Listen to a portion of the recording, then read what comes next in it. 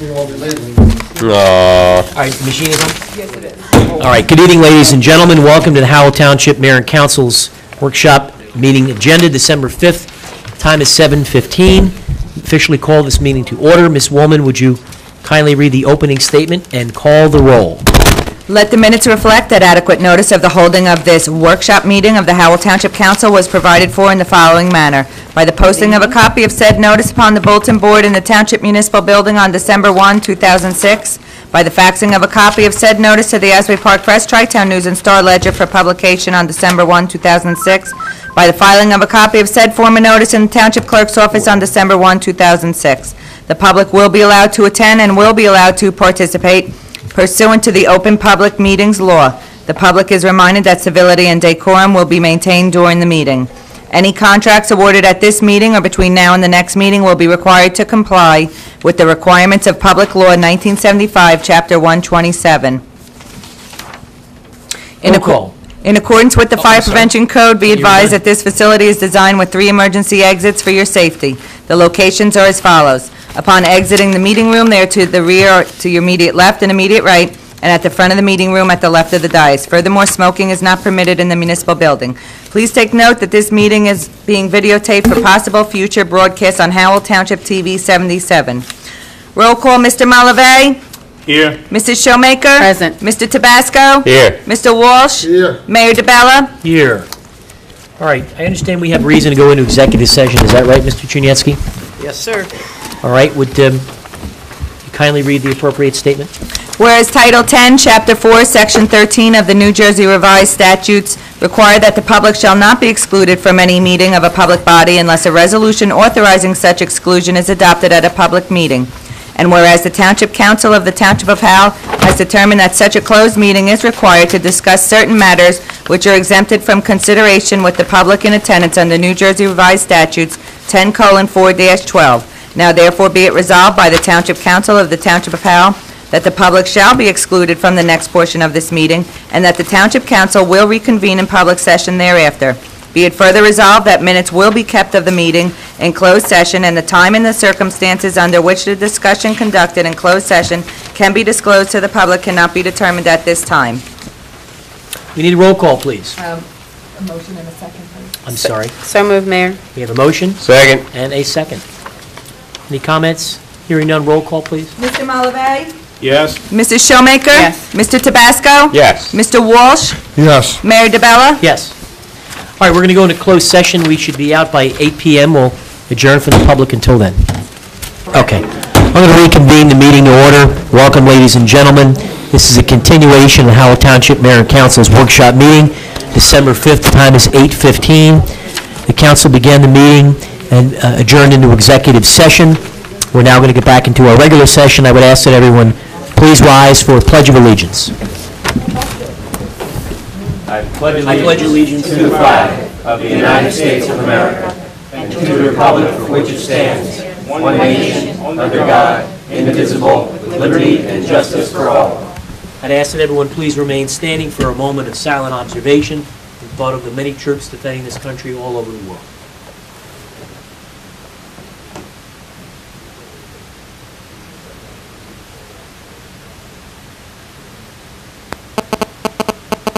Thank you.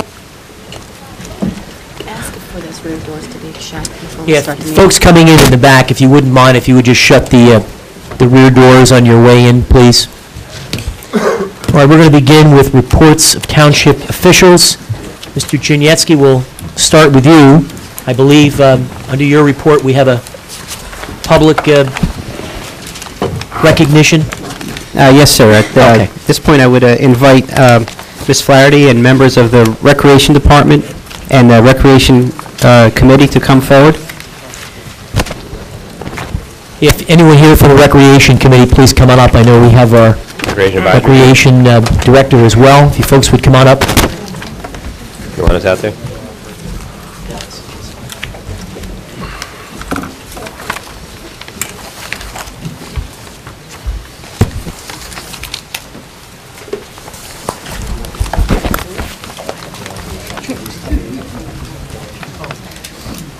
Mayor DeBella, council members, and council-elect, thank you for providing us this opportunity this Give me a evening. shout.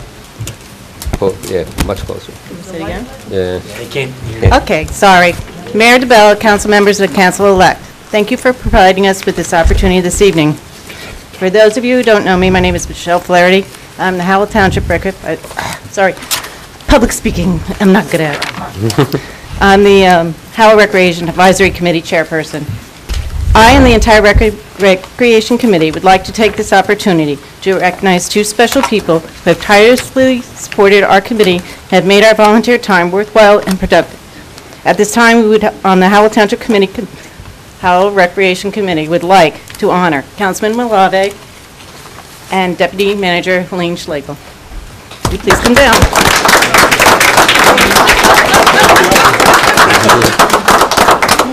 Liaison.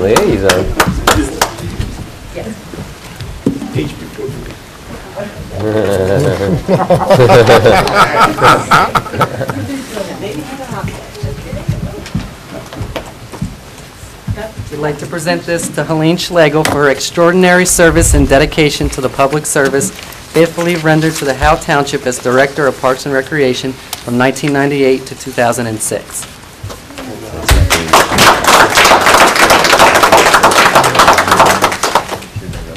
And also presented to Councilman Juan Malave in grateful appreciation for your service, outstanding dedicated service to the people of Howell Township as liaison to the Recreation Advisory Committee 2006.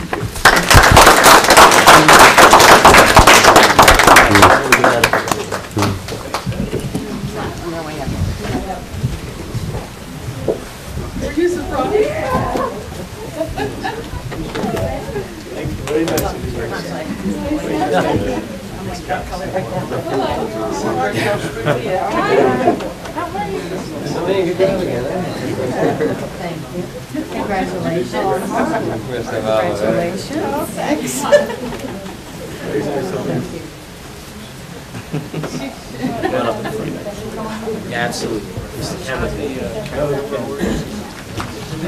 I'm going to take a moment and embarrass, no, you guys should stay up here. Further embarrass these two individuals because they're worthy of some special recognition. One person isn't going away, she's only moved up. And Helene Schlegel really did an extraordinary job in the time that she was the director of our recreation department. In her tenure, we really redefined recreation in this municipality. And she has left quite a legacy for her successors, if you will, because the department is magnificently run. We've done such wonderful things in recreation in this community for people of all ages. And it's not just sports, whether it's cultural arts or arts and crafts. Helene Schlegel has left quite a legacy for Howell Township's recreation department.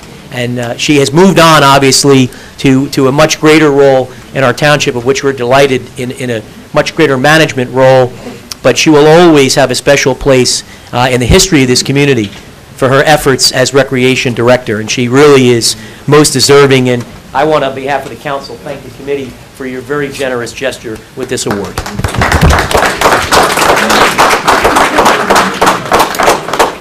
And then the other person who also needs to be embarrassed a little bit is someone who is winding down his time as a member, a member of this governing body, and I am absolutely biased, so I'm going to be very upfront about it.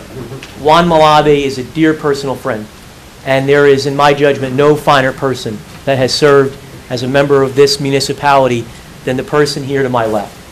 His contributions in particular to recreation are most noteworthy of being recognized, and the committee is to be commended for acknowledging that. People come and they go, and sometimes we don't take a moment to say thank you.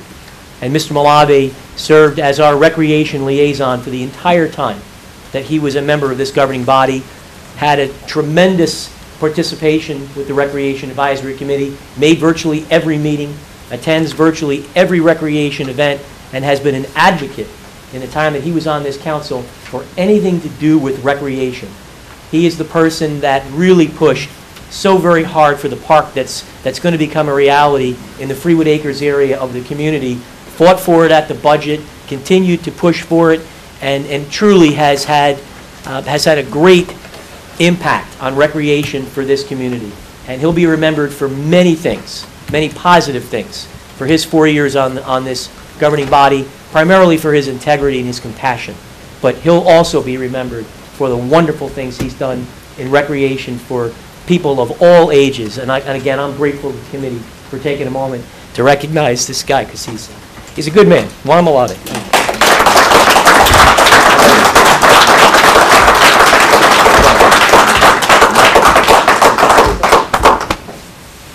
I just want to thank everyone for their support, especially these guys. This is a great committee. Let me tell you, if you did not know that there was a Recreation Advisory Committee meeting, it's time to know, and notice these fine individuals. They volunteer their time and effort night after night. They'll be here tomorrow night for the tree lighting ceremony, I'm sure. And God bless them all. Thank you, really. This is, I don't deserve this, but I thank you on behalf of everybody in the committee. Thank you so much. Appreciate it.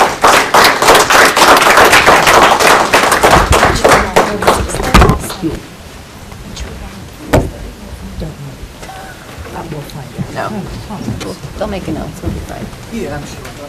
I'll look on the calendar.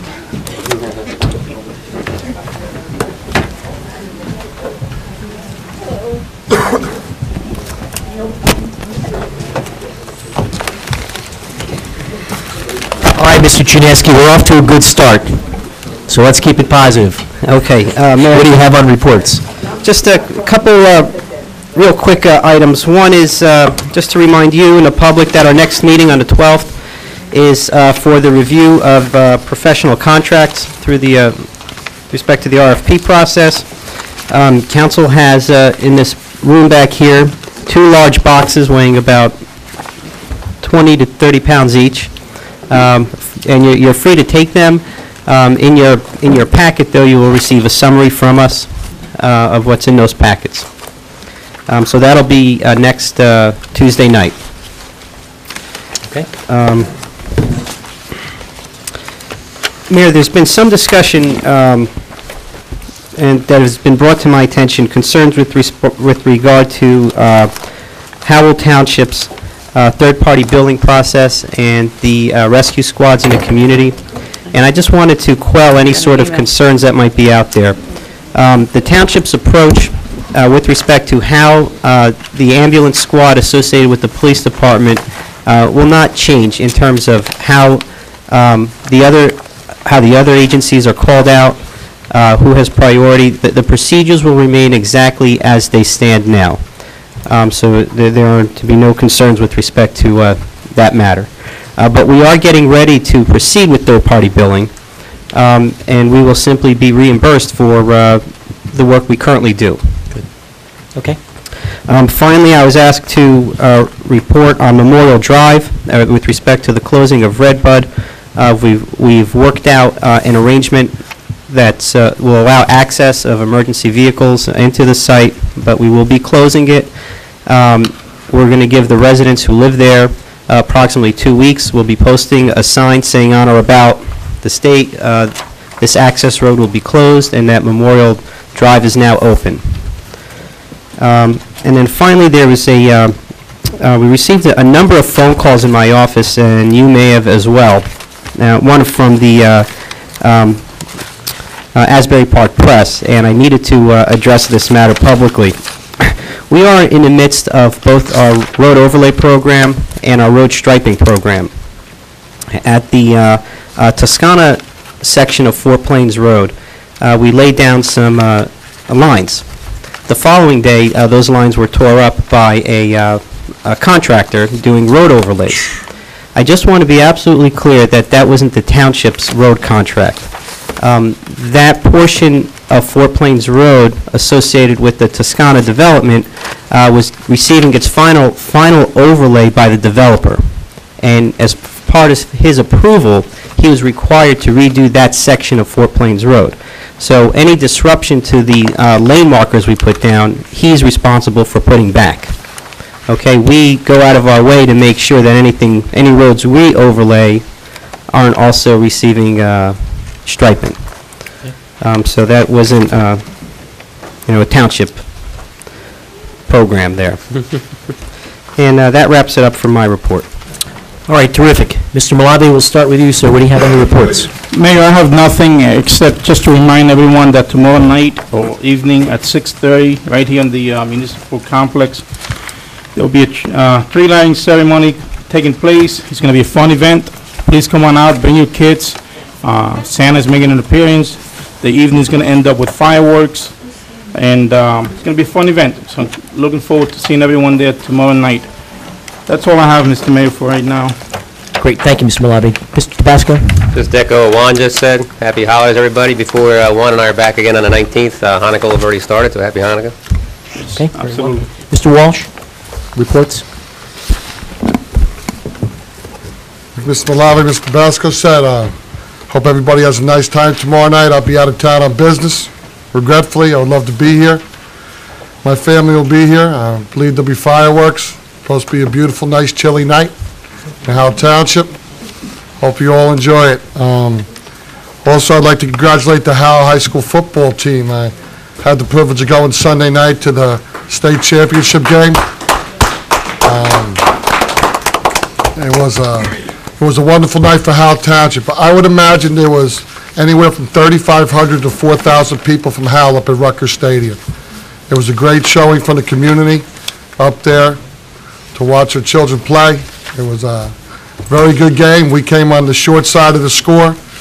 In no way does that reflect us as losers. The team was a winner, the whole organization, the coaching staff, the cheerleading, the band, all of them was a great season. It was a wonderful way to cap a season of football. Enjoyed it thoroughly, and my hat's out to them. I mean, it was just a wonderful night.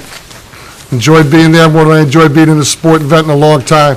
I had Dallas Giant tickets and gladly gave them up to go watch Howell High School play in the state playoff game. Great night for Howell. That's all from me, Mayor. Thank you, Mr. Walsh. Mrs. Showmaker?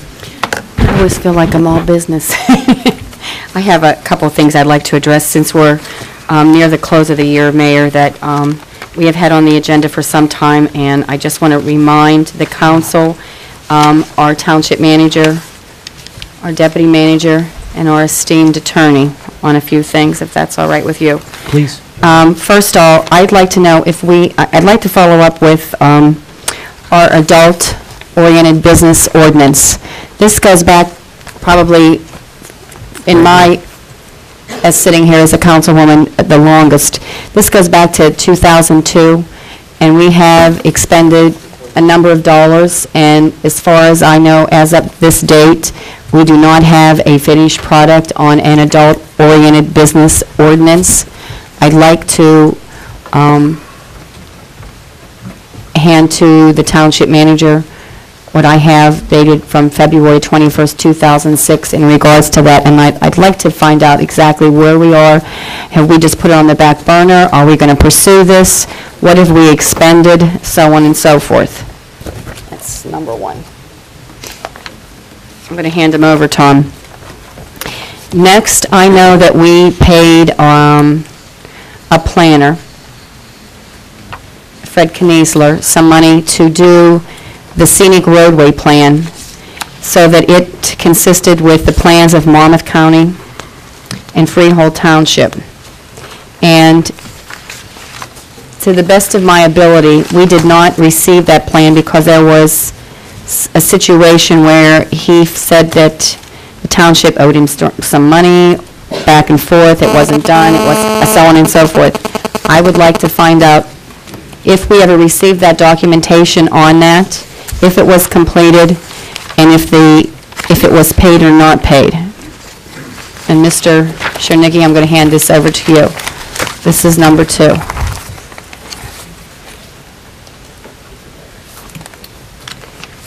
Thirdly, I would like this council to, I'd like to read a short letter, and then I would like us to consider this because I think that it would be behoove the council.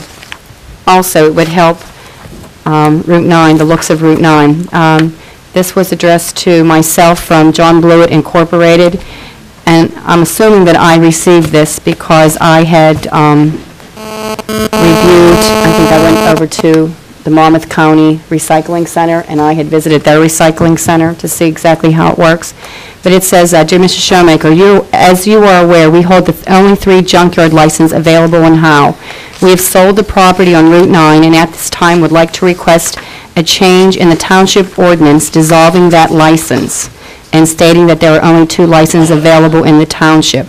The 2 licenses that are active are the ones located at 246 Herbertsville Road and 260 Herbertsville Road."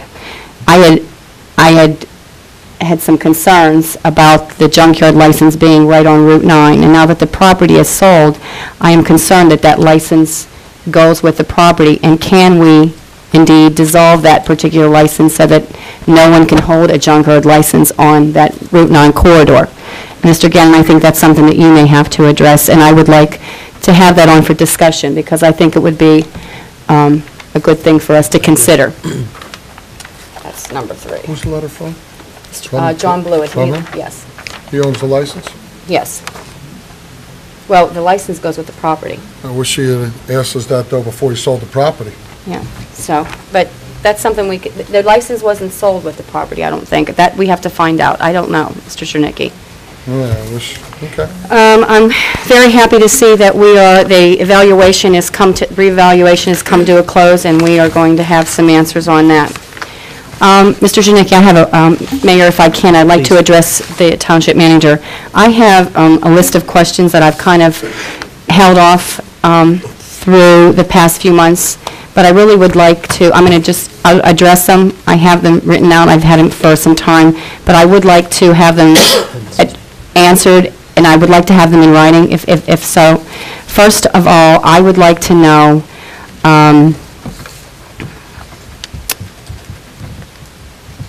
what would be the legal aspect of having a financial review committee as per the state statutes for the state of New Jersey as a citizens advisory committee, more or less. Do you understand that? Yeah. Okay, that's that one. I would also like to have a list of the municipal tax rate for the past 4 years. I'd like to see what our debt has been for the past 4 years. I would like for you to ask Mr. Filiatro to answer, to get back to me on this. What does the statement mean that the taxpayers have shelled out $1.4 million in bond interest? I have all that from but I would like to have it in writing. I would like to know what, in the engineering department, what did we dig that cost $126,000 in engineering fees?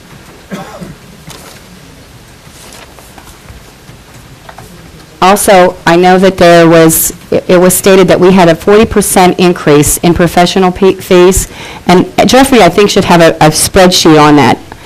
I'm not aware that we've had that kind of increase, and if we are, I would like to see that, because we are going to be reviewing our professionals, and I think that is something that we, as seated council, need to see where we need to cut costs.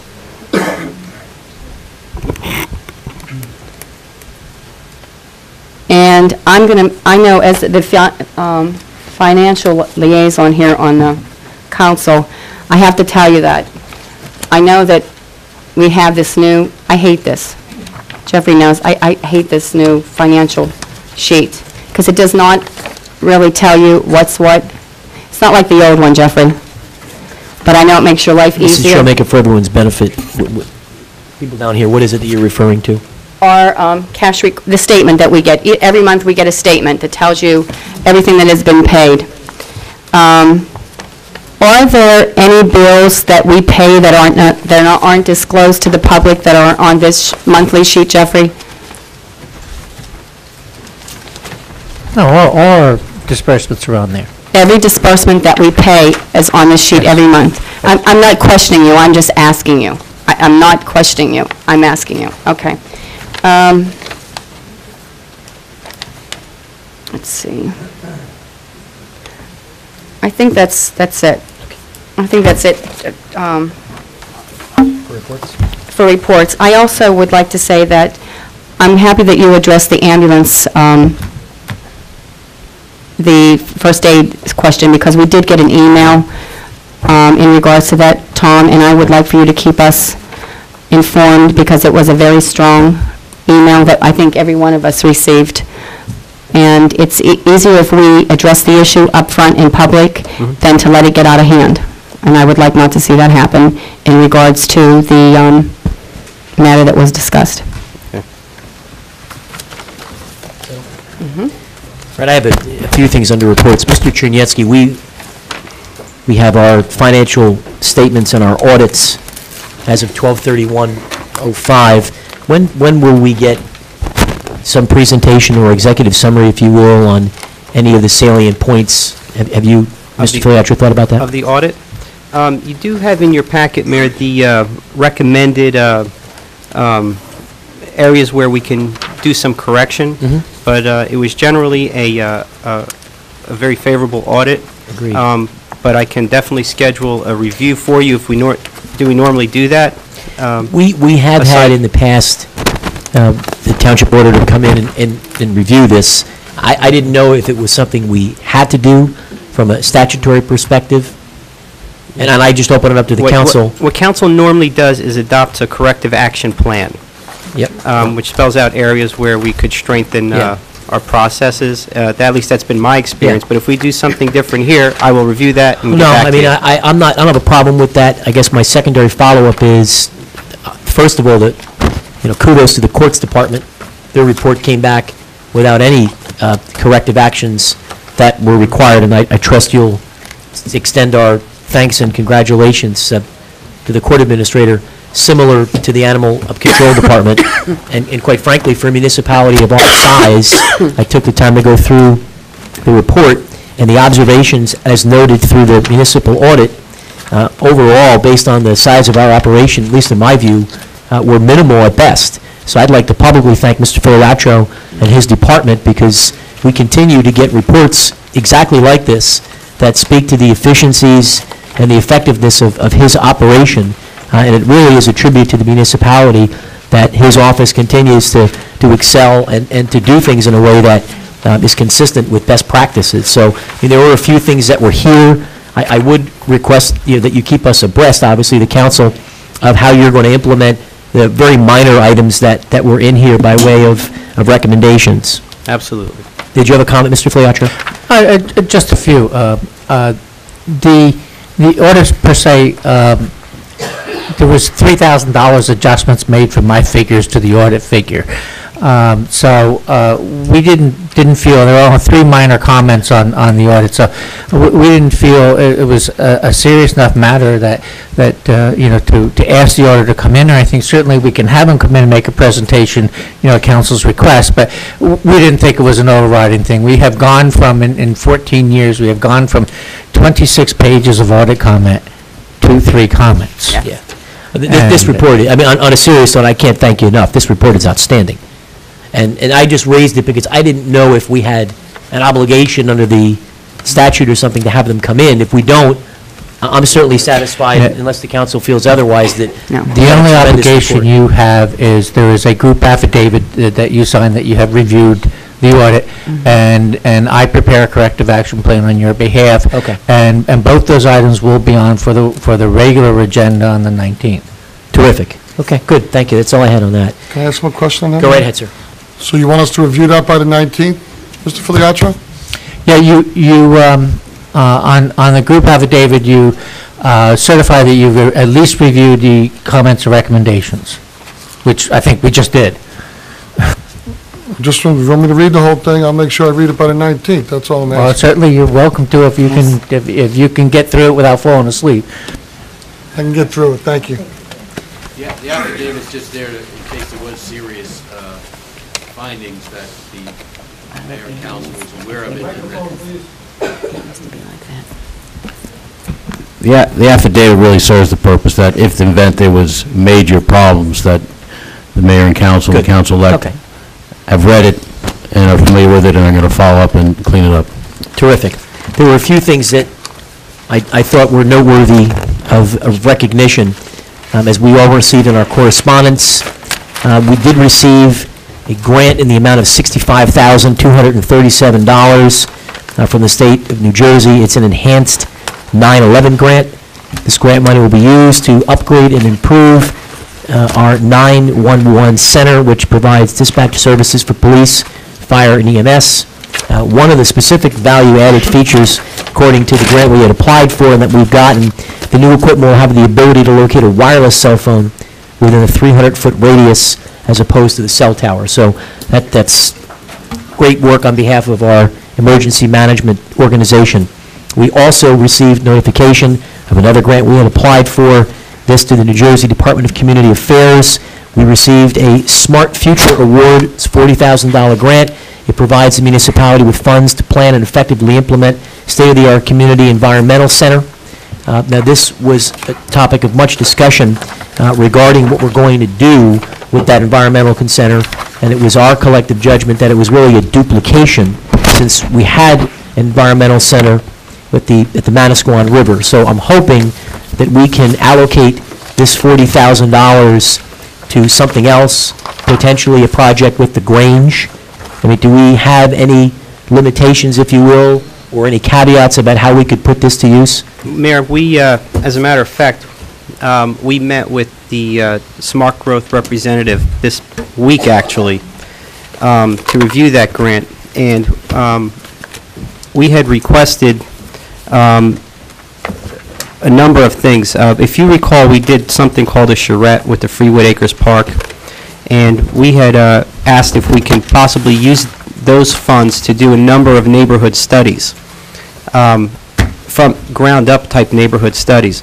One in particular, referencing something that was brought up by Ms. Dixell a number of times, is to develop some comprehensive historic preservation standards for the Adelphia neighborhood. And perhaps to, we heard a lot about going back to the days when we were debating the hotel ordinance, about the relationship of commercial development to residential development along Route 9, and perhaps more specifically in the Freewood Acres neighborhood. And then we also heard a lot about the future of any sort of commercial growth, that it fit in or tuck in nicely in the Ramtown area of the community.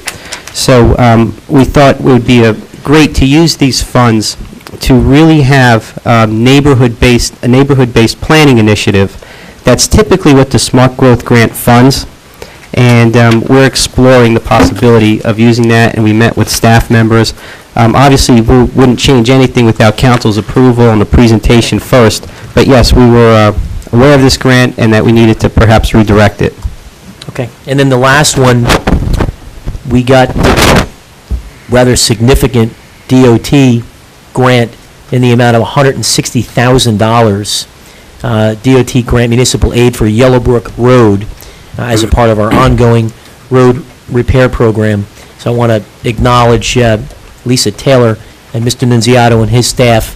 We've been after, obviously, the management team to get every possible dollar available, and you've continued to execute. So this is tremendous. When, Mr. Nunziato, you knew I was going to ask this as the follow-up after I say thank you, but when will we put this money to use? It'll be utilized in the spring. Okay.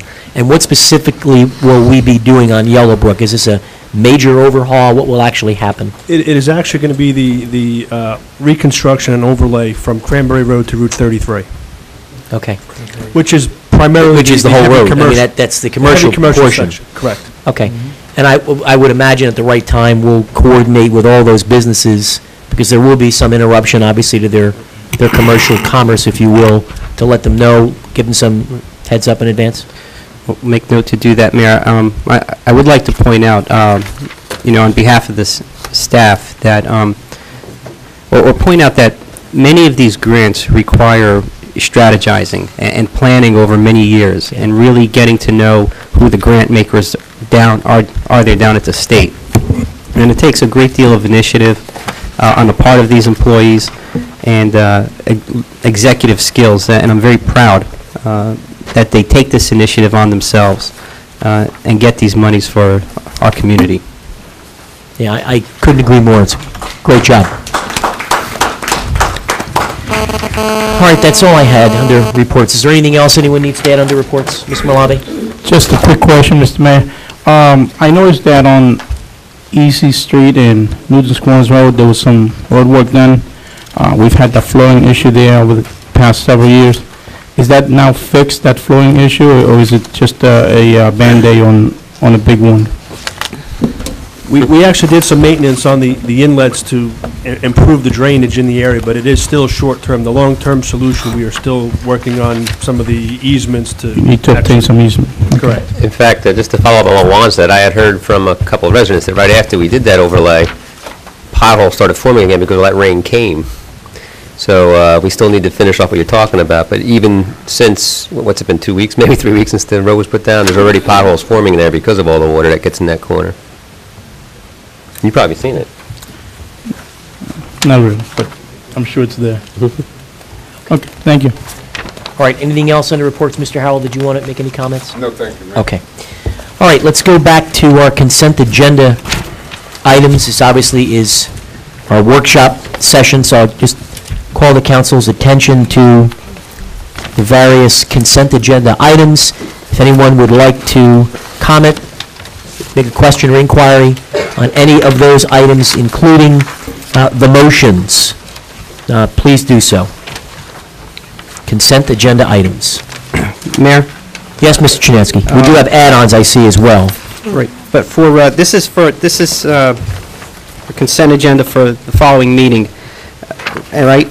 Yes. And the one thing I wanted to point out, and I pulled it off the last agenda, which was on consent, because we really had no chance to discuss it whatsoever, was item 9B9. 9B9. Yes. Okay. Monmouth County is looking to do the reconstruction of the dam at Echo Lake, and that's going to require the closure of Maxim Southern Road for an extended period of time. But really, which would be inevitable no matter who was to repair the dam. But the point being here is that although they would be repairing the dam, which is very expensive to do, we would be responsible for its ongoing maintenance. And so that would be part of the long-term agreement that we'd be committing to. At this point, we're just supporting their efforts, and we're not entering into a contract.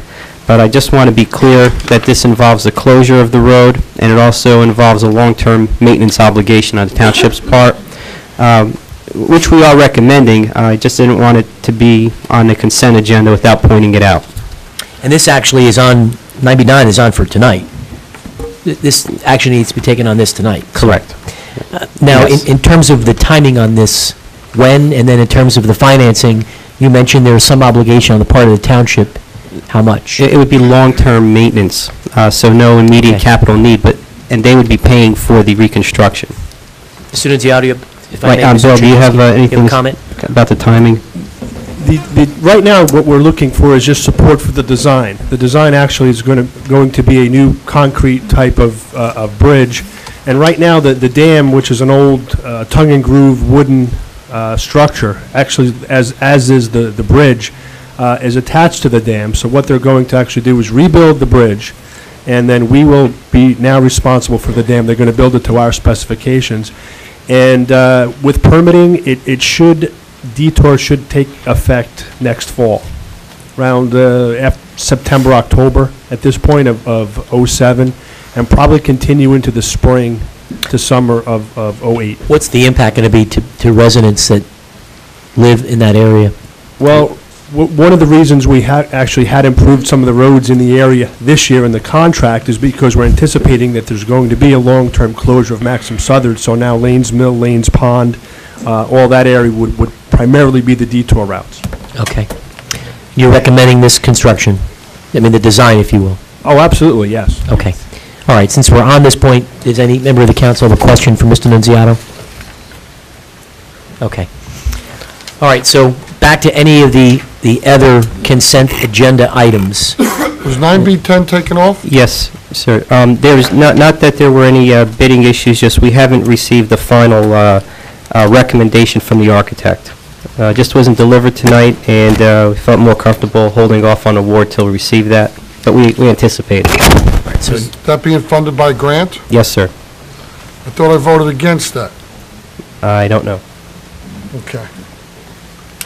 it passed 4-1. Okay. I didn't vote against it. It was paid for by a grant. Mr. Nunzia, Mr. Chinesky, the 9B10, when do you anticipate that that will be back? On the 19th. On the 19th? Yes. I think it had to be in our capital budget in the event we didn't get the grant money. Isn't that right? It was supplemented. It was supplemented? Yes, we had to fund some of the design and the architectural work. Right.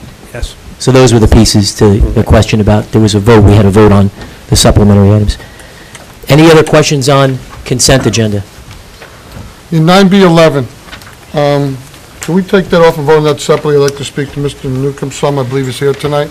Yeah, we have to I'd like ask vote. a couple questions. We absolutely do. We've got the items that have to be acted on tonight, I believe, are 9B9, 9B11, and all of the 9C items. First thing we should do is I'll entertain a motion to go into regular session. So moved, Mayor. We have a motion, we have a second. Any remarks? Hearing none, roll call, please. You're just adding on these... We're going to first go into regular session. regular session, sorry, Mayor. That's okay. Mr. Malavey? Yes. Mrs. Showmaker? Yes. Mr. Tabasco? Yes. Mr. Walsh? Yes. Mayor DeBella? Yes. All right, I would ask for a motion to add on items 00659, 9A1. This is a discussion, ordinance introduction, amending the 2006 salary ordinance by contract for the chief of police. Articles 9B12, execution of a regional contribution agreement, an RCA, as a part of our affordable housing program with Lakewood. 9B13, an application under the New Jersey DEP, the Recreational Trails Grant Program. 9B14, authorizing budget transfer in the 2006 municipal budget. So I'd ask someone to move a motion to add these items onto the agenda. So moved, Mayor. Motion, we need a second? Second, Mayor. Are there any remarks? Hearing none, roll call, please, on the add-ons. Mr. Malavey? Yes. Mrs. Showmaker? Yes. Mr. Tabasco? Aye. Mr. Walsh? Yes. Mayor DeBella? Yes. All right, the items that we do need to vote on this evening, I'd ask for a motion and a second on 9B9. So moved, Mayor. Second. We have a motion and a second. Is there any additional comments? 9B9. Hearing none, roll call, please. Mr. Malavey? Yes. Mrs. Showmaker? Yes. Mr. Tabasco? Yes. Mr. Walsh? Yes. Mayor DeBella? Yes. Let's go to 9C, please. 9C 1, 2, 3, and 4. These are various motions related to standard raffle license approvals. Entertain a motion. So moved, Mayor. We need a second? Second. Mayor, I'm Yes, sorry, sir. 9C4 is not a raffle. I'm sorry, I apologize. Yeah, it's 9C 1, 2, and 3. We need, would the motion to agree to just amend that? So moved, 9C Mayor. 1, 2, 3. Second?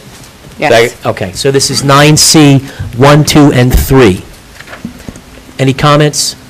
Hearing none, roll call, please. Mr. Malavey? Yes. Mrs. Showmaker? Yes. Mr. Tabasco? Yes. Mr. Walsh? Yes. Mayor DeBella? Yes.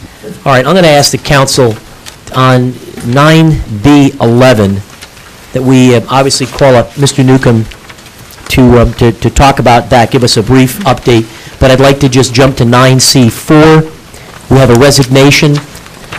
Class 4 member, the term actually expires, I guess, at the end of next year. Warren Curry stepped down from the planning board this past Thursday, did a yeoman's job in the time he was on the board, and want to acknowledge at least and thank his efforts as a member of the planning board. Absolutely.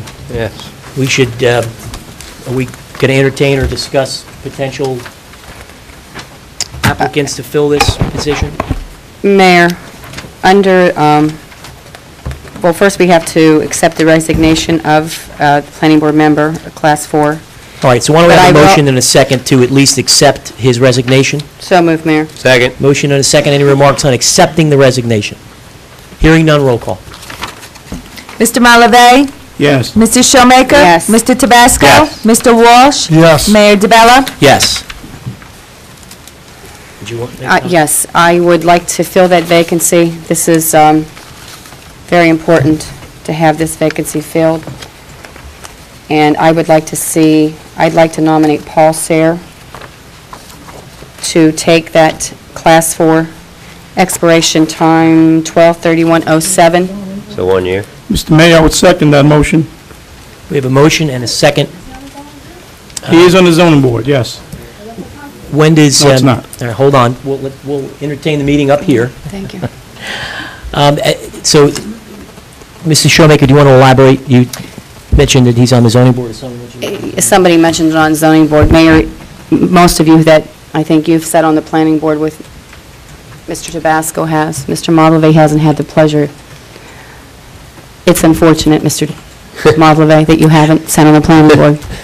But it is a very important board, and I have made statements numerous times that I feel that planning board members are best when they come from the zoning board because you learn a wealth of knowledge from the zoning board that carries through to the planning board. So I think it would behoove the planning board to accept the nomination of Mr. Paul Sayre, who has sat on the zoning board and has done a fine job.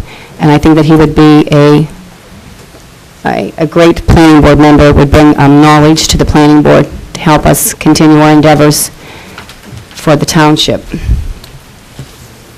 Mr. Mayor, if I may, just, I echo Cynthia's comments. I think that Paul has done an excellent job on the zoning, and he will make an outstanding planning board member. Just a legal question, I guess, to Mr. Gannon, if I may, Mr. Mayor. Please, go right ahead. There's comments made just now from the floor that he is on the zoning board. He's an existing zoning board member whose term expires at the end of this year.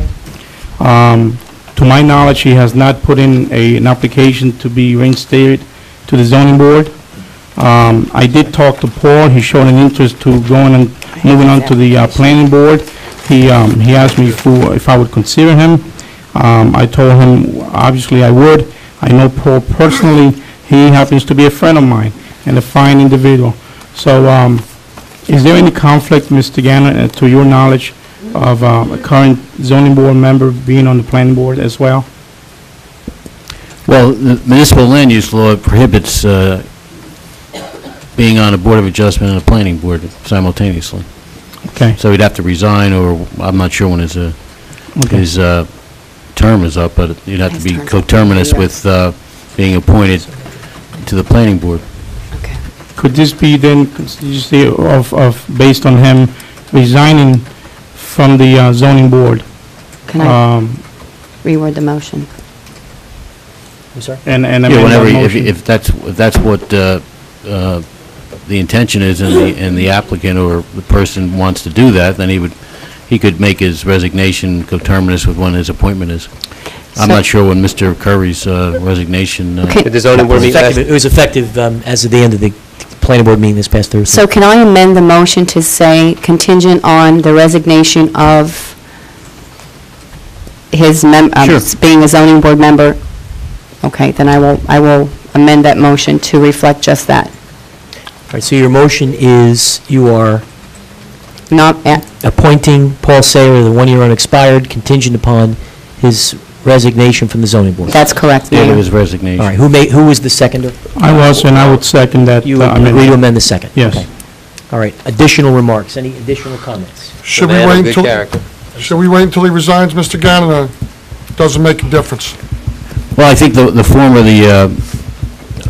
the resolution was that the appointment would be contingent on the applicant or the appointee resigning, and it would be, that term would commence upon the date that he resigns. So if he doesn't resign, then he can't be a member. Right. Because he did put in an application for the planning board and zoning board again this year. Right. He did. Yeah. Okay. Both? Good. Okay. One or the other, Yeah, yes. put it for both. But I mean, you just can't serve Can't be on on both. Wonderful. Okay. Are there any additional remarks? No. Man of good character, as I said before. Okay, I agree. All right, no additional remarks. We have a motion, we have a second. Roll call, please. Mr. Malave? Yes. Mrs. Showmaker? Yes. Mr. Tabasco? Yes. Mr. Walsh? Yes. Mayor DeBella? Yes. All right, let's go up to 9B11. Mr. Newcomb, why don't you come up? Welcome, sir. Mr. Newcomb, as you're aware, are petitioning the Council on Affordable Housing has obviously been a major initiative for the municipality for some while. We're being asked this evening to adopt the plan that has been presented to us by the planning board. Are there any summary or executive comments you'd like to make before we entertain some questions. I think some of the members of the council had some questions. Well, I'll entertain any questions council may. I would only preface my comments by that, as you know, we are under an administrative order from the Council on Affordable Housing to submit our plan with a resolution from council petitioning for substantive certification by their meeting, which is December 13th. Which is next Wednesday. Next Wednesday. Okay. Thank you. All right, any questions from the council? I think Mr. Walsh had a question. When he comes back, we'll get back to him. Anyone else have any questions? Yeah, I have some questions. Go ahead, Mr. Walsh.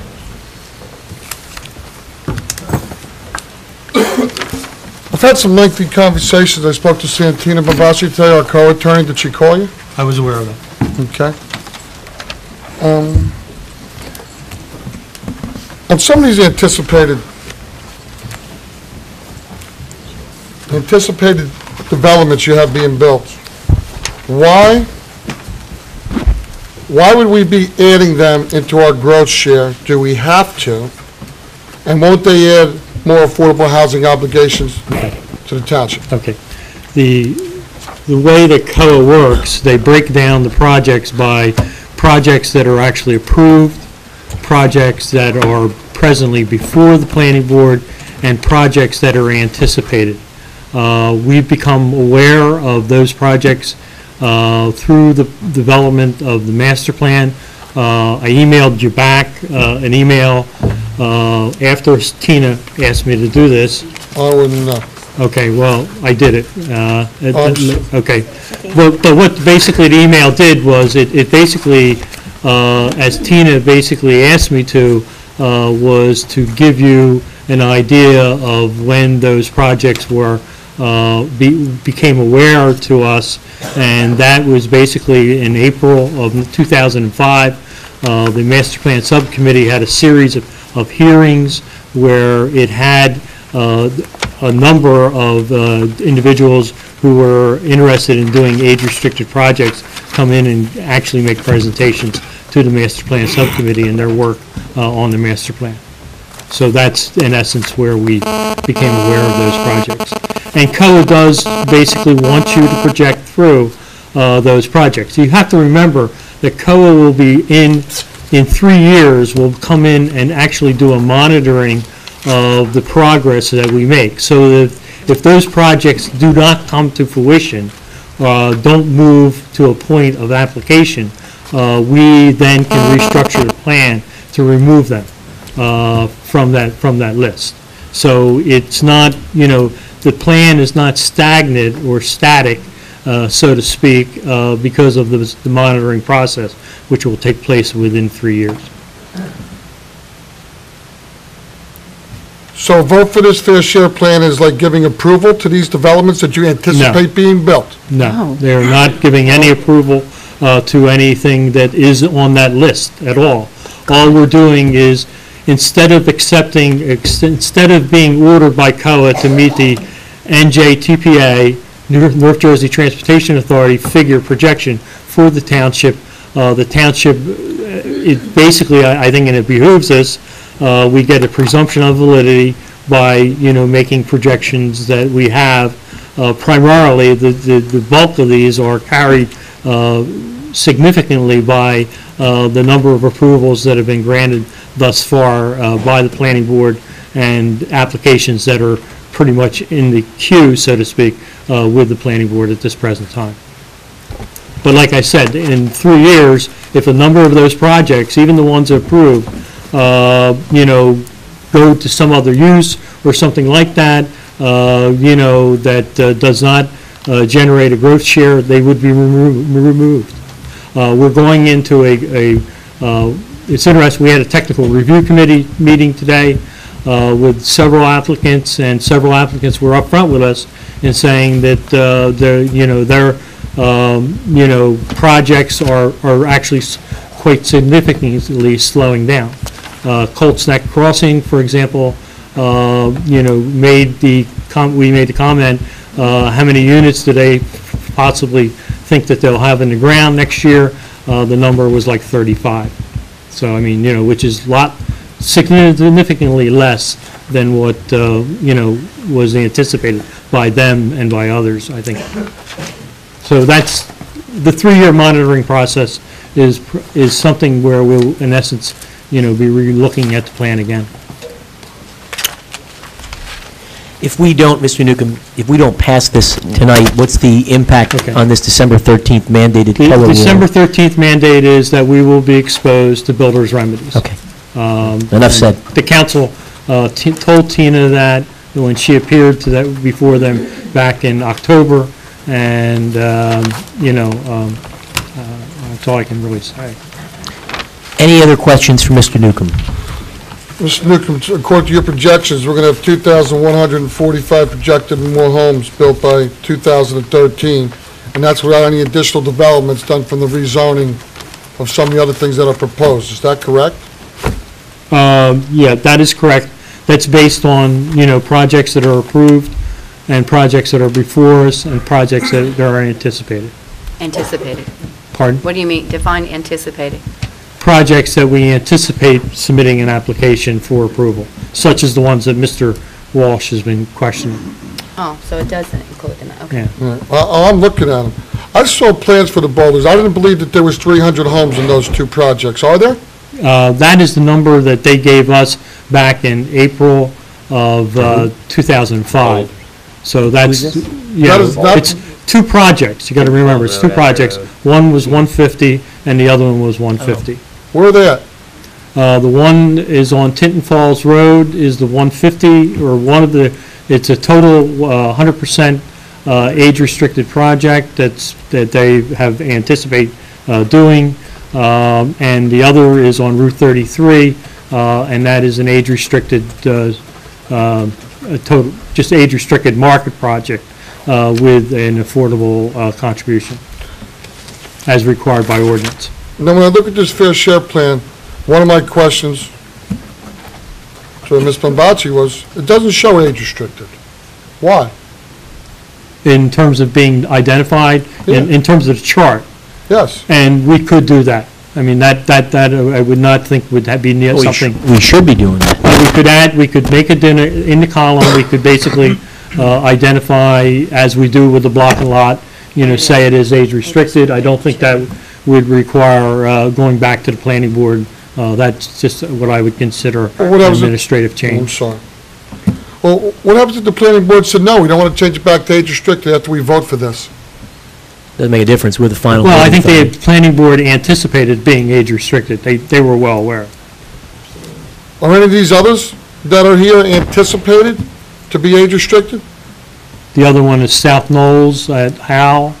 I believe that one is age restricted also. Yes. Is that the one off West Farms Road that we've spoken about numerous times? Yes, we have. That we're going 3/4 of a mile off the highway and zoning highway development, and I question that? I believe you have. Could Mr. Newcomb please answer me, Councilwoman Schumacher, please? I believe you have. Okay. Why are we going 3/4 of a mile to a mile off the highway, zoning the highway development, and not zoning all of our land 3/4 of a mile to a mile off the highway development? Why? I don't think that's a question Mr. Newcomb can answer. I think it's a question. I think it's a question the planning board would have to answer, because it was discussed at the planning board after several planning board hearings, and I don't want to speak for Mr. Newcomb, but he doesn't tell the planning board what to do. It's sort of the other way around. So I don't know, in fairness, unless you know specifically why the planning board intended to do that. Maybe Mr. Schneider, who's the planning board chairman, would like to come up, but I don't know that we can ask Mr. Newcomb the policy reasoning behind that with the case. Were you there, Mr. Newcomb? Yeah, the discussions, I think, were pretty much to start thinking about, we did this on Lanes Mill Road also, start thinking about expanding on the roads that basically perpendicular can meet with some of our the Route 9, that we should start thinking about expanding some of the HD district along the highway. For example, on Lanes Mill, we're recommending, the planning board was recommending the expansion on the east side of several properties to be HD1. and West Farms, we thought it was worthwhile looking at the possibility of expanding on the west side of West Farms, and again, being a major collector in the township that intersects with Route 9.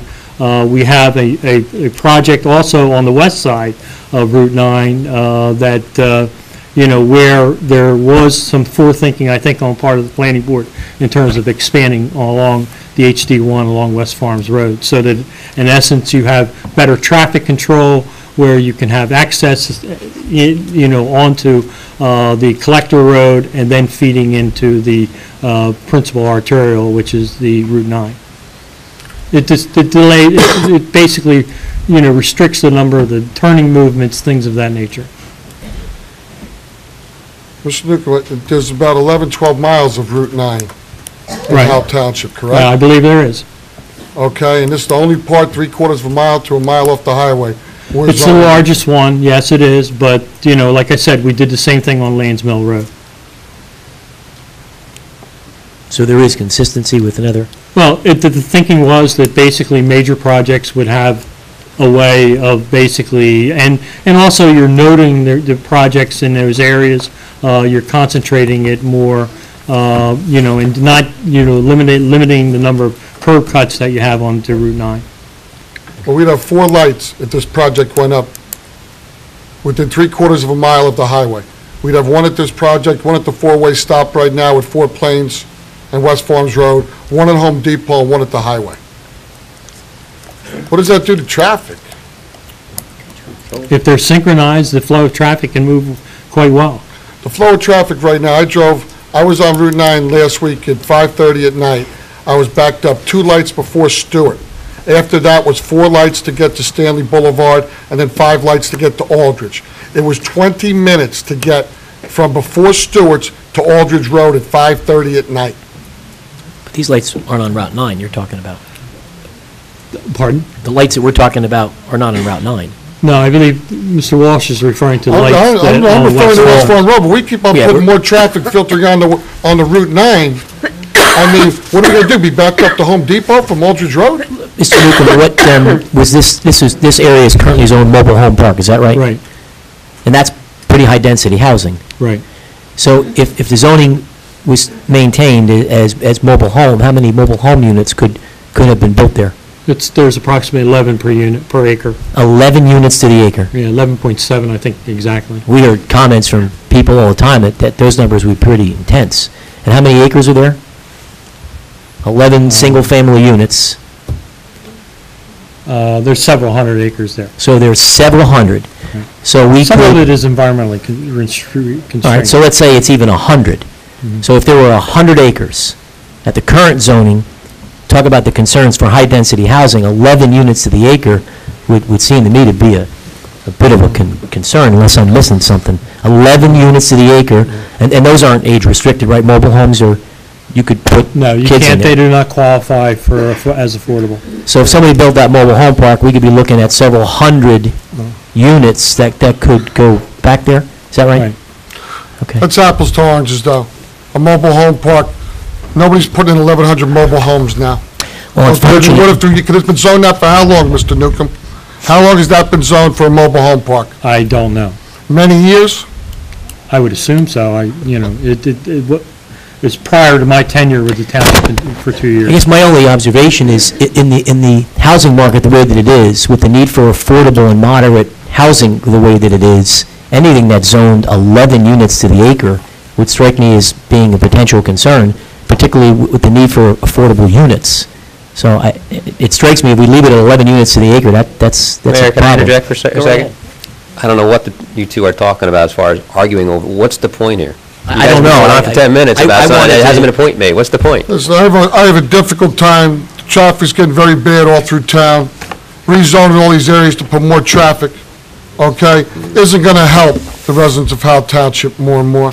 It's going to hurt the residents of Howell Well, Township. what I'll say to that, Bob, is that there's been 12 years of discussions about this, and in the last 2 years, it was accelerated quite advantageously based on the state planner sitting right in front of us and the input from a lot of professionals. The town spent money for 2.5 years, the last 2.5 years, debated ad infinitum about the plan. There was master plan subcommittee meetings, there was planning board meetings. They presented a plan to us with many times more debate than we can ever have here in one council night where we have a deadline of 13th on our head. So again, I say, what is the point of it? We go through 2.5 years of debate on this. Why are we debating 2.5 years again in 3 hours tonight? Hold on, I'd like to understand it. You asked me to vote on something? Whether you understand it or not, hold on. It's not our responsibility. Hold on. Well, what do you mean it's not our responsibility? It's not our responsibility whether you understand it or not. You're going off base here. What's the point? Documents. Fellas, gentlemen, let's all just take a deep breath.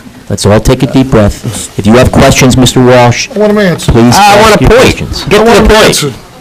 Okay, folks, Okay? please. When I'm looking at developments being put as anticipated and being rezoned for, where there's going to be high-density building, it doesn't say age-restricted. South Knowles came to the township in the year 2000. 6 years ago, they came to the township. This has not been an overnight thing. They became first time, since he was on the council at that time. In the year 2000 is when South Knowles came to this council, came to this town. So it's been 6 years of discussions on that one property alone. It's not about South Knowles to me. It's exactly where South Knowles is going, where you're talking about. It's about rezoning 3/4 to a mile off the highway development. To me, I don't see consistency in that. I think we're going to face numerous lawsuits of other people 3/4 of a mile to a mile off the highway saying, I want to build 200 homes on my parcel of land. They can be part of the next master plan discussion, which takes 6 years. Every 6 years is supposed to be one. So if they didn't make it for this round, they can certainly come to the town and discuss it. You're right, they can. It has nothing to do with this master plan, it was just What other adopted. questions, Mr. Walsh, would you like answered? Go right ahead, sir.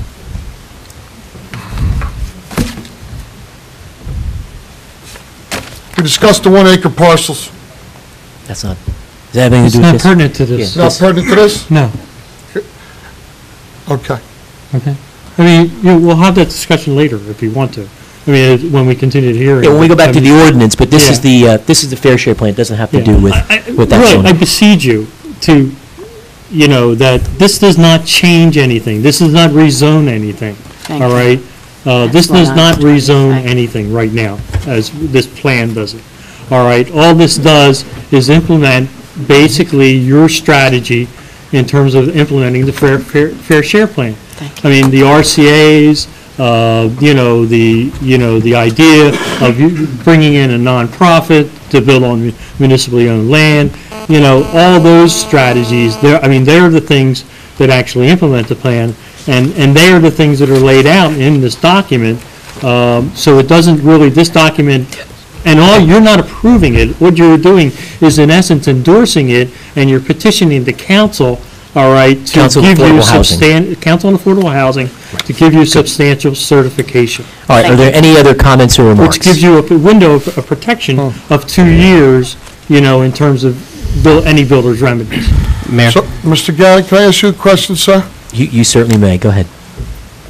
Mr. Gannon, me endorsing this is in no way of me approving of it, because endorse and approve are very close in words to me.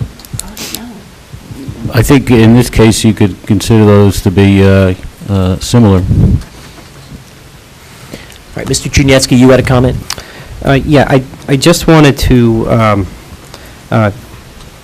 support what Mr. Newcomb said and kind of put it into some context of what you're voting on. The planning board is charged with developing a master plan, and master plan has a number of chapters called elements. Some are elected to have, some you're required to have.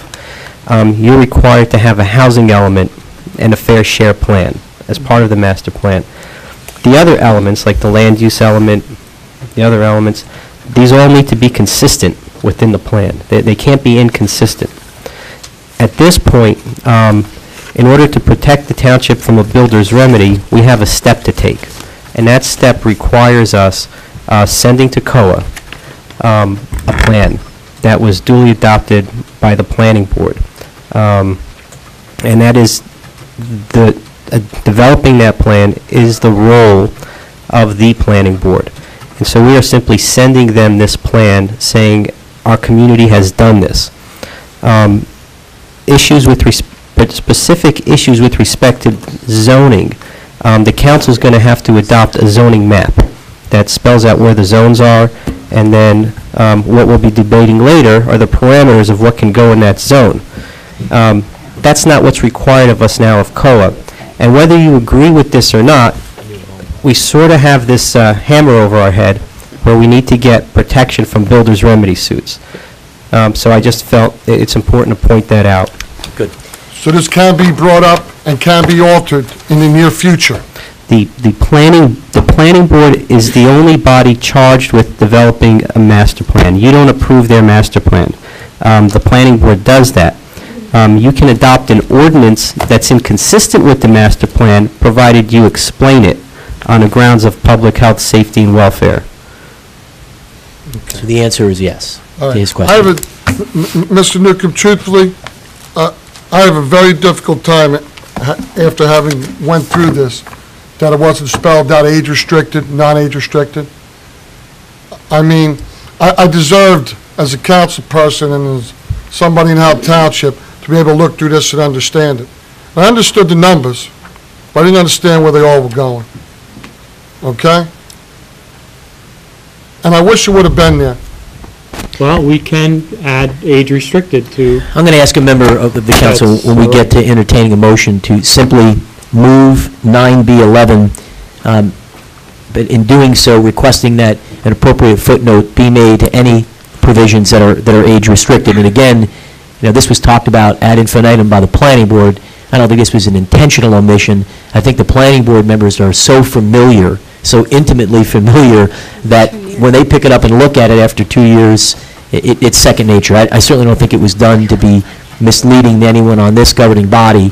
It's just it's a body of work that's been in progress for some while, so I don't think it was intentional. Are there any other remarks? Any other remarks? Okay, hearing none, I would ask that a member of the council please make a motion on 9B11, asking that it also be amended to include asterisks on age-restricted projects. So moved, Mayor. We need a second. Second. Motion and a second. Any final remarks? Hearing none, roll call, please. Mr. Malave? Yes. Mrs. Showmaker? Yes. Mr. Tabasco? Aye. Mr. Walsh? Because I know we have to have this in by the 13th, yes. Mayor DeBella? Yes. All right, we're going to go back on our agenda to unfinished business, 8A1. We do have some carryovers that we'll get to as well. We have some introductions, we have the add-on item that we'll take first. We have an add-on, which is, it's actually listed as, do we need to, which ones we need to open up with, Mr. Czerniecki? Did you see 12 and 13? I'm sorry? Where did we leave off, Pen? I was just concerned about resolutions 9B, 12, and 13, that we just... 9B12, okay, we'll do the add-on 9B12 and 13. We have 9B12, 13, and 14. These are added on, they do require action this evening. Thank you, ma'am. Thank you for pointing it back out to my attention.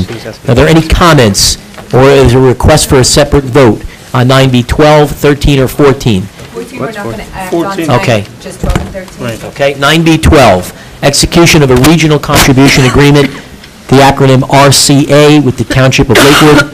9B13 is making application to the New Jersey Department of Environmental Protection for grant monies for recreational trails. Mayor, just to Could you clarify... give us a, I'm sorry, just to quickly clarify the title, you're not authorizing us to execute an agreement, you're authorizing us to enter into negotiations. Okay, okay.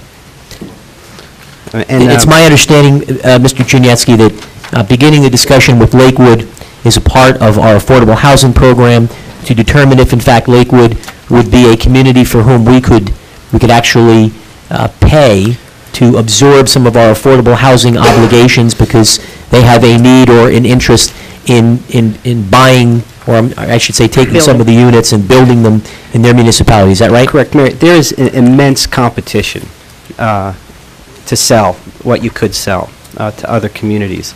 And a positive statement on the part of council such as this would be very helpful in demonstrating our commitment at this Okay. stage of the game. Good. Is there a request for a separate vote on either 12 or 13? We did talk about this previously. Okay, hearing no request for separate, I'd ask for a motion for 12 and 13. So moved, Mayor. Motion within a second. Second, Mayor. Any final remarks? Hearing none, roll call, please. Mr. Malavey? Yes. Mrs. Showmaker? Yes. Mr. Tabasco? Yes. Mr. Walsh? Yes. Mayor DeBella? Yes. And, all right, we did the 9Cs. Mr. Chudnetsky, your recommendation, sir, do you want to go back to 9A 10648? Do we need to do that, or can we move and do 8A 1 and 2, 3 and 4, which should be a hell of a lot easier to get through? Is that all right? You mean the carried ordinances from... We have we have hearings that we've carried. Yes, that sounds That's good. All right. appropriate. So let's go to 8A1, which is 00654. We had the introduction on November 28th. We're going to have a public hearing and a potential adoption on the 19th. Are there any additional comments on 8A1?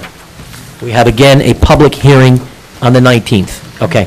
I make a motion that we table this until the beginning of the year. This is the amendment to Chapter 265 for snow and ice removal on Newton's Corner Road. I was looking at 8A1 here. Yeah, 8A1 is amending Chapter 265. I apologize. I'm looking at the amended notes. We've already introduced... Okay, I'm looking at tonight's agenda, and it says 8A1. Right, we've introduced those, and they're scheduled for adoption on the 19th. Yeah, I'm just asking on workshop if anyone has any additional questions. So any issues with, I'll refer to it as 00654, 00655, 00656, and 58. No. All right, so no additional questions or remarks. We're going to go back to what is labeled twice as 8A1, 00648, land use, various zoning districts and requirements. This is a public hearing that we're going to reopen that was carried from the November 28th meeting to December 5th. I'm going to reopen the public hearing for members of the public who'd like to be heard with comments salient to this particular ordinance, for or against. So we're in the public hearing. Anyone who would like to be heard on this ordinance that has not already commented, please come forward. Mrs. Niskevich, come on up. Welcome. I would ask when you come up, just please identify yourself, name and address for the benefit of the record. Elizabeth Niskevich, 150 Maxim Road. Hello, Ms. Niskevich. Hello. I have comments on two parts of this zoning ordinance. The first part... Ms. Niskevich, if you wouldn't mind, could you just pull the microphones a little closer to you? Thank you very much. Is that better? Yes, it is. Thank you. I have comments on two parts of this ordinance. The first part relates to the zoning changes in density.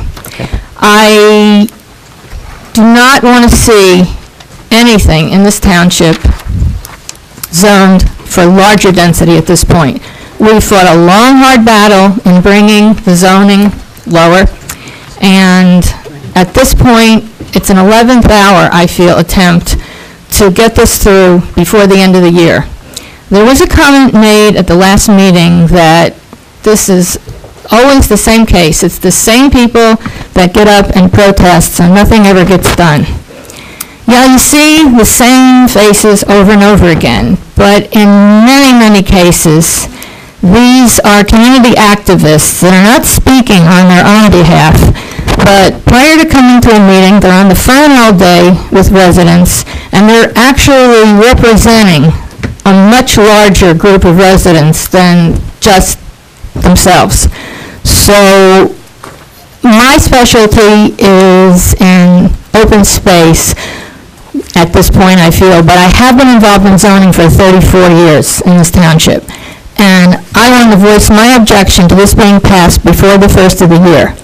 The way the zoning ordinance reads, it might be the vision of a few sitting up there, but it is not the vision of the people of Howell. So please table it. Now, to get to what I feel is my specialty, as most of you know, I've been advisor to Bear Swamp Natural Area by resolution since 1995. I've worked on the project since it started in 1987. And at that time, I sat in with the township attorney and a few members of the Environmental Commission that instituted the start of this project. And we developed an ordinance that protected the open space, and it gave a list of things that could be done and accessory uses. Well, apparently with this new ordinance, all of the open space, all of the natural resource preservation zones, and all of the active recreation zones, have been lumped into one large package. It's totally unclear what actually would be prohibited in the long run in the actual parcels that are or should be slated for absolute passive recreation. It's very mixed up on what can be done in the active recreation. On the zoning map, the largest piece that you should be concerned with at this point is the buying tract. That's left off the map. It's not even listed in the lists of lots and blocks. Neither are any of the original parcels of Bear Swamp, for which the ordinance back in '87 was done. Where do they come under? The whole thing is just not making any sense to me. I have to be honest with you, I'm totally annoyed that I had no part in any of it. I am supposed to be, I thought, involved in this procedure. I got to see this ordinance a couple of weeks ago for the first time. I'd like it to be pulled until after the first of the year, and then I'd like a concerted effort between those that are really, really familiar with the properties that are related to Bear Swamp, the properties that are in a natural resource protection zone on the back of Easy Street, and those that are involved with recreation. And I would like to sit down and figure out a way where everybody gets what they're supposed to, but it doesn't impact the actual passive recreation zones. This is, I don't know who did this, and it's very sloppy. It doesn't address what's supposed to be addressed, and I don't want to see it go through like this at all. So I would say, please, table this. Let's get some input from other communities. I don't care whether it's in New Jersey, in Monmouth County, or throughout the country.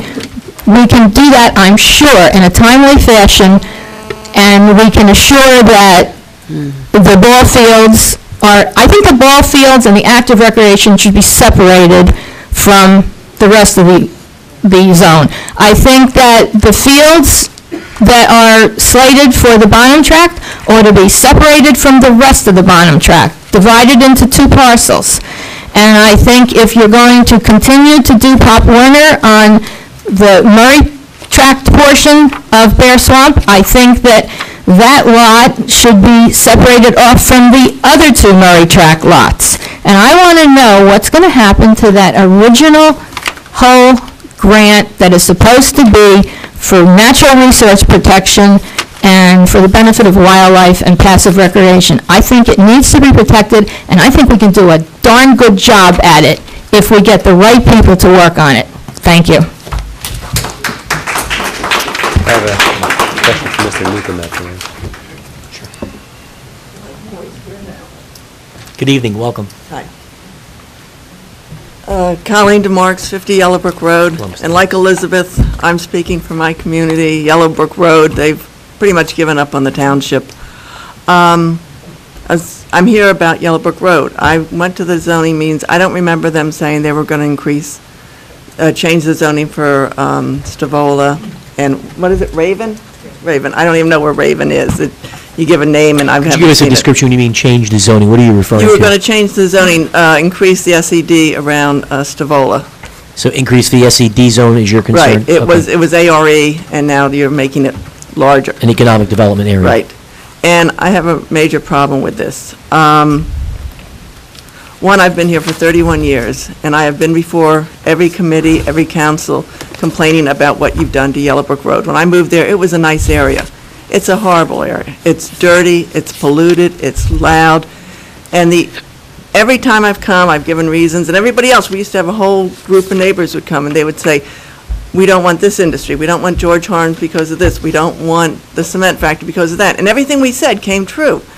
But nobody would listen. The reason they wouldn't listen, they said, it's zoned industrial, it's zoned SAD, we have to approve it. And my problem is, if that's true, and it is, because a lot of these things I don't find more because it's the zoning and you have to approve it. So don't change the zoning. Stavola is surrounded by wetlands. He's filled them in for years. He fills it in with blacktop, he fills it in with anything he can find. He's increased the size immensely when he first came in. There have been leaky drums out there, there have been abandoned trucks, there have been everything you can imagine buried under there. So I'm just asking you to take him out. Don't increase the SED around him, because he'll just pollute it and put more factories. And I'll be here before a planning board, and they'll say, too bad, we can't help you, it's approved zoning. So that's what I'm asking. Thank you for your comments. Who else would like to be heard on this, please? Yes, sir, come on up. Good evening, sir. How you doing? If you'd just give us your name and address, please. My name's Kemp. I live on Easy Street. Mr. Kemp, if you would just talk into the microphone. I'm representing myself, not a group of people or whatever. Hello, Mr. Kemp. And I want to discuss the rezoning on Easy Street. Not that I'm against it in any way. Okay. I'd like to be part of it, okay? I've been a farmer here in Howell for 50 years, okay? Our farm is 15 acres dedicated to equine activities, and I have got to get used to this. It's okay. And I have 30 acres that's a certified tree farm, an American tree farm system, all right? And that's one of approximately 300 in the state. Okay, 4 generations of us have lived at this farm, and we're not inclined to develop it in any way, but I am concerned about my equity and how Howell's decisions on zoning are going to affect it. Okay, that's my biggest problem. Mr. Kemp, for our benefit, your property is owned what now, and what does the plan suggest? I'm not familiar with your lot block. My lot is supposedly not being touched. I'm zoned ARE2. My house, ARE2. Yes, my house, back the last time they changed the zoning in that area, my part of Howell, I'm on the west side of the S-turn, we had an agreement that it wasn't going to affect my property other than the house. So on the tax records and how it's been since the 90s, my house in 1 acre is owned ARE6. I have 44 acres owned ARE2. So that's how I'm zoned now. And your home is on a single acre? No, the house, I'm farmland assessed, okay? I'm a qualified farm. Gotcha. Okay, I've got 45 acres, and how they do it is the 1 acre, and the house is, okay. So anyway, for the last 50 years, Howell's been, as far as I'm concerned, we've been providing significant environmental value to, to Howell, as far as much as family farms and forest land provide. It stays the same. Whatever, we, provide the rural atmosphere and all, and, it's just has to do with,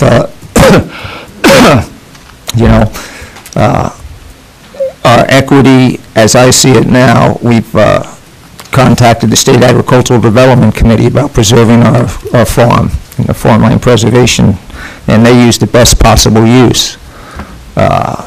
So zoning is really important, because any zoning density would theoretically reflect in their offer. So the way I see it is, these other farms at the other end of Howell, or the other end of Easy Street, I know you're concerned as a planning board member with Casino Drive farmers. I remember that, where you came down on concerned about the farmers' equity there.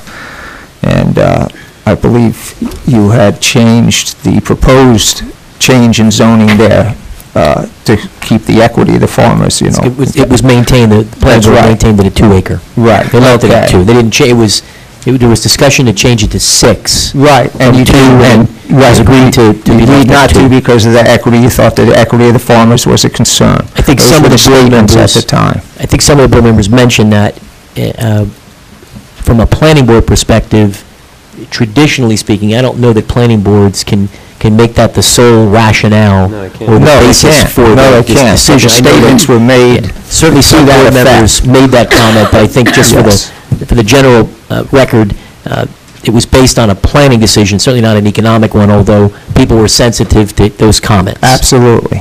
Okay. Now, I've noticed on this map, the new map that's changing, for some reason,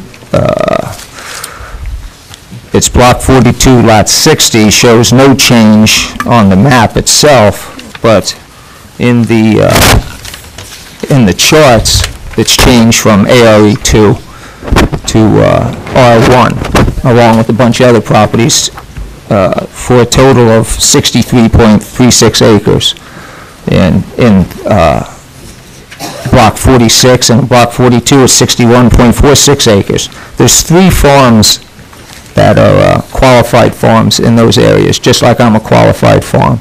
They're all going from ARE2 to R1.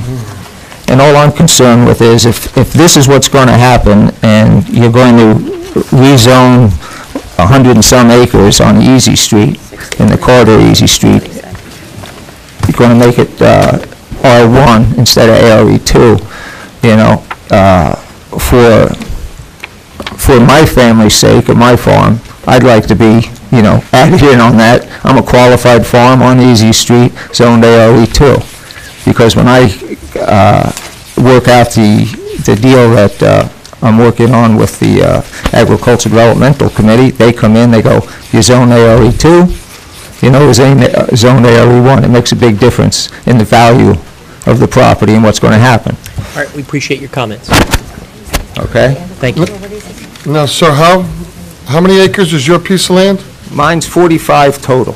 How much are the other farms in the area? 43? No, there's one, let's see, 60, lot 60 is 29.76 acres. It's going from ARE2 to ARE1. That's a qualified farm. The total for Block 42 is 61.46 acres. There's 15 lots being changed, 5 of them are less than 2 acres. All right, so all the other ones are larger than 2 acres, so the densities are going to be double. On 46, which is the other side, it's the north side of Easy Street, it's a total of 63.36 acres. There's 14 lots, 7 of them are less than 2 acres, the rest are more than 2 acres. There's one lot there that's 28.5 acres. That's How going much? 28.5. That's going from ARE2 to R1. You know, so that's what's happening. You know, it's progress. You can't stop it, but I'm getting tired of being left out of all this stuff. All right, we understand your comments. Thank you, Mr. Kent. It's a fair observation. Mr. Newcomb, did you want to comment on any of the, okay. I think, and then we'll get to you, Mr. Costigan. Yeah, Come on and up, then Ms. Coakley. We're going to get to Mr. Magid and then Mr. Costigan. And then, if I didn't call your name, it isn't because we're going to get to you, it's that these people have had their hands up. No apologies ever necessary. You're a gentleman, Mr. Magid. Good evening, Ms. Coakley. Janet Coakley, 3039 Lakewood Ellenwood Road, and I think the prior speaker spoke it very well. The rezoning from ARE2 to R1 is inappropriate in many of those lots on Easy Street because some of those lots, a significant number of those lots, are very large. That increases our density tremendously, and it's absolutely inappropriate. I wanted to ask a quick question based on the testimony of the last meeting. Mr. Newcomb stated that the decision, we decided on the super notice, as he referred to it. I would like to know who "we" is. Was that with council's input? Yeah, in council, in fairness, the council did, all 5 of us unanimously agreed to do that. Okay. To do what? To do the master notice. We all talked about it here. The super notice, as it was referred to. We all, Yeah. we agreed. Okay. Also, just a general suggestion, not just specific to this ordinance, it would be very helpful for us in the public if, when ordinances are amended, if you track changes. If we could see the old and the new, it would be very, very helpful. That's a very good We point. wouldn't be asking a lot of the questions that we end up asking. Yeah, if red we line do that. version of the Exactly. document is a very good point. Mr. Czerniecki, that's certainly a best practice that we should take away. Okay. Then discussion of the club pools in the R1 zones. I'd like to know how many acres you assume would be necessary for a club pool. There was some discussion again at the last meeting that, you couldn't put it on 1 acre. I mean, I'd like to know what your perception is of the lot size for a club pool. All right, in order to answer your question, we'll need Mr. Newcomb. I think there are some best practice parameters. Mr. Newcomb, would you come up so we can get you into to the microphone? Are you prepared or able to answer that tonight? Why don't you come on up and we'll get it on the record since we're having a hearing on the ordinance, please.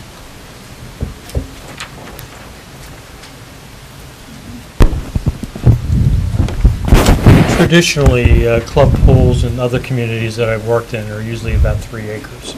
Need a minimum of 3? Minimum of 3. Are there, to further Ms. Coakley's observation or question, because of the setback restrictions, number of parking spaces and handicap spots and whatnot, when you answer 3 acres, does it acknowledge and take into consideration those kinds of things? If there's going to be a clubhouse and... Usually those things are taken into consideration. So 3 acres would contemplate best practice, even parking spaces and what have you?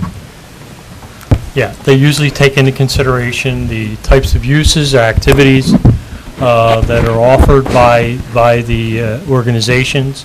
They usually just don't provide swimming. They usually provide basketball courts, other barbecue pit, whatever. Barbecue pit, Okay. things of that nature. Usually a concession stand, changing rooms, things like that are involved. That answer your question, Ms. Coakley? Yeah, that's fine. I'd just like to know then how many lots exist that are over the 3 acres in the proposed R1 zone. Okay, just give us 1 second. But can I say, it's not just there. Only a year and a half ago, we had someone trying to put a pool club on Merrick Road in an ARE2 zone, and it was not a conditional use. And it was a big argument, went to the zoning board, 3 or 4 different meetings, and it got denied because they tried to put a pool club in an ARE2 zone. So it was not a permitted use. Now, if this was a year and a half ago, that pool club would have went in there would have been no stopping it because it wasn't zoned for it.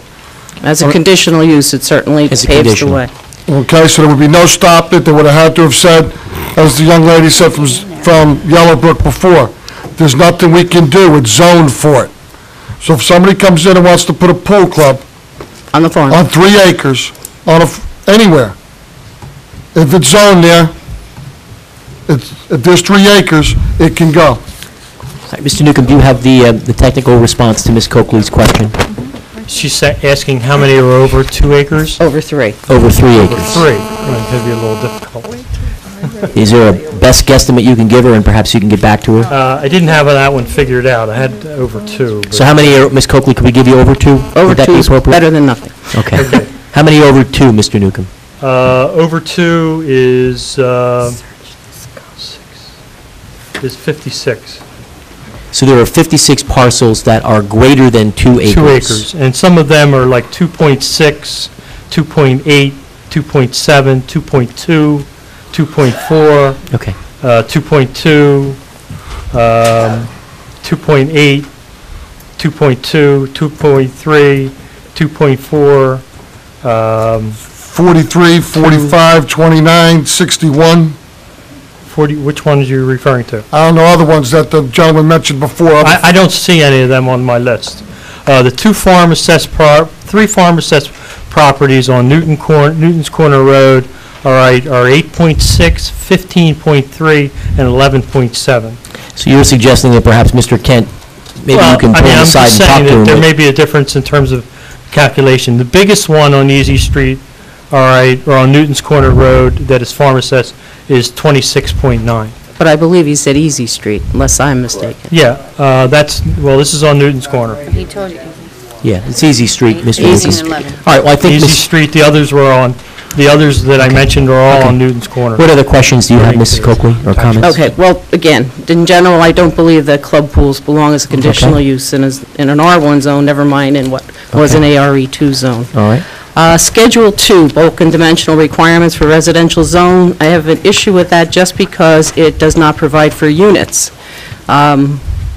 lawyers are always trying to interpret things to their best advantage, so when the minimum lot size says 1 and everything else appears to be in feet, I would argue that he could put it on 1 foot. So we need to add the lots. I'm sorry, Mr. Newcomb? No, lot areas? There are no units on this chart, whereas everything else provides for But your minimum units. lot area is 1 acre. It doesn't say that. Okay, fine, well, we can type in acre, I mean, I don't think that's, Correct. you know, takes a rocket scientist. All right, so you're 20,000 doesn't have square feet. Correct. That is square feet, 15,000 Okay. is square feet. And you're being a reasonable person, you make that assumption, as do I. However, lawyers want to interpret things as to Well, their I think, benefit. you know, so- basically, the board has professionals, the planning board does, to advise them to basically. Person persons accept that way. Not all the present people. You know, Mr. Newcomb, I remember specifically last time we spoke about this, you said most of those were non-conforming lots on Easy Street under the 2 acre. You just told me 56 of the 73 are over 2 acres. That's for all the zones that are being changed, not just on Easy Street, on all. She asked for everything, not just Newton's Corner and Easy On Street. Easy Street, you have 44 out of 72 lots are under 1 acre, or under 2 acres. She asked about the She pools. asked She for asked about the entire zone. pools, The entire zone. the entire township of Howell. Entire township. Yeah, Ms. Because Coakley asked a Easy Street different is not the question. only area that's being changed. There's areas up along Pinewood Road. That's you know, apples and stuff like that, that are presently already 1 acre. Okay. So your response to Ms. Coakley was based on the entire township of Howell. Right. How many lots are more than that that could potentially have a pool club? Had nothing to do with Easy Street or Newton's Corner, is that right? Easy Street, Newton's Corner, if we want to just define that area, it's 44 out of 72 lots. So 44 out of 72 are under 2 acres or over 2? Under 2 acres. Okay. Now, just, the mayor just said 61%. all of Howell. You didn't say all of Howell. You said just on these few. Now, as it relates to the question with respect to pool clubs, the question was... I'm like, Okay. I don't think that's what Mr. Long's Mrs. question's Coakley, about. you were interested, I think, on pool clubs, is that right? You were talking at that time about pool clubs? At that time, right. Okay. And you were interested in knowing And how many lots potentially could end up potentially as a in the pool town Oh. have more than... That are being rezoned. That are I being don't- rezoned. Right. That have more than, you asked for 3 acres. Is that what you're asking about, the 3 acres? Preferably 3 Okay. acres, but we settled Mr. for Newcomb 2. said he didn't have 3, he had 2. Right. So maybe we should start that over again now that Mr. Newcomb is more clear on the question. Mr. Newcomb, for this zone, anything being changed? And I'm going to just ask the council, so we can get through the public hearing, that we all maybe make a handwritten note of what our questions are. Let's get to the members of the public, and then we can have Mr. Newcomb stay behind, and we can ask him any of the questions we like. Let's hear from the public. I'd like to make a motion to 11. table this till early in the year, Mayor. We can, when we... I really would like Okay. this. Just from a parliamentary procedure, we should hear the public. Let's let the people be heard. Let's close the public, and then it'll be the council's prerogative to debate the motion from a parliamentary procedure with respect to whether we'd like to act on it or whether we'd like to table it. So we're going to continue with the public hearing, and then we can entertain a motion to do anything we'd like. Mr. Newcomb. The number for Easy Street and Newton's Corner, that area, is 11. So there could be, to be clear, 11 lots that could have pool clubs built on them. I mean, talk about saturating the competition, if you will, but you're a lot of pool clubs. Mrs. Coakley, what else do you have? What other questions or Moving on comments? to the land conservation open space zone. Is this replacing entirely the NRW zone? Yes, in part, except for the part that is residentially developed. Okay, and what was the original, as in the zone, as in the ordinance, the purpose of the, I'm not sure whether to refer to this as the NRW or to the LCOS zone. What it says is that entitled Land Conservation Open Space Zone is hereby deleted, and in its place, the following shall be inserted. So what was the original purpose of that LCOS zone? The permitted uses were all passive uses. It was a very limited area within the township. We had areas like Alair State Park, and we had areas like the reservoir that were in residential zoning. All of the township's other open space properties, plus the counties, were all in residential zoning. So the board thought it was appropriate to incorporate them into one zone that did not permit residential development. The problem was that in terms of the permitted uses, going back to a previous comment that was made, we actually permitted or expanded the permitted uses or recommended the expansion of permitted uses to allow for some of the existing activities that take place within those properties, such as Howell Golf Course, the fields, and things of that nature that the township maintains. It was recommended by the previous individual that testified at a public hearing that the planning board had about the possibility of separating the two in terms of identifying the properties as active, as she testified, active and passive. But at that late date, the board deemed it not, basically took it under advisement and decided not to do it.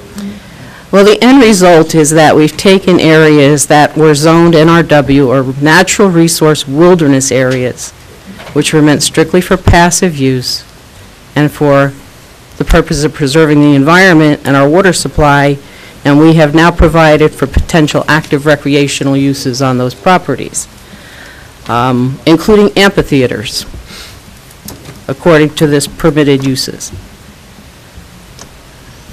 So how do we possibly, Chuck, give it one answer. Well, I think that it would be the actions on those individuals who would take the actions in terms of doing that are this governing body, are the Board of Chosen Freeholders and the Park and Recreation Commission of Monmouth County and the Department of Environmental Protection in the state of New Jersey, since they basically would be the individuals who would own this ground. Well, I would repeat Ms. Deskevich's comment that we should have two zones, one providing strictly passive recreation for those areas that have been deemed for years to be appropriate only for that purpose, as opposed to having a permitted use of an amphitheater in the middle of Bear Swamp. Thank you. Appreciate Appreciate your comments. What else, anything else, Ms. Copeland? The definition of a seating area as an accessory use. Definition of I wasn't sure what was meant by Definition of a seating area. Okay.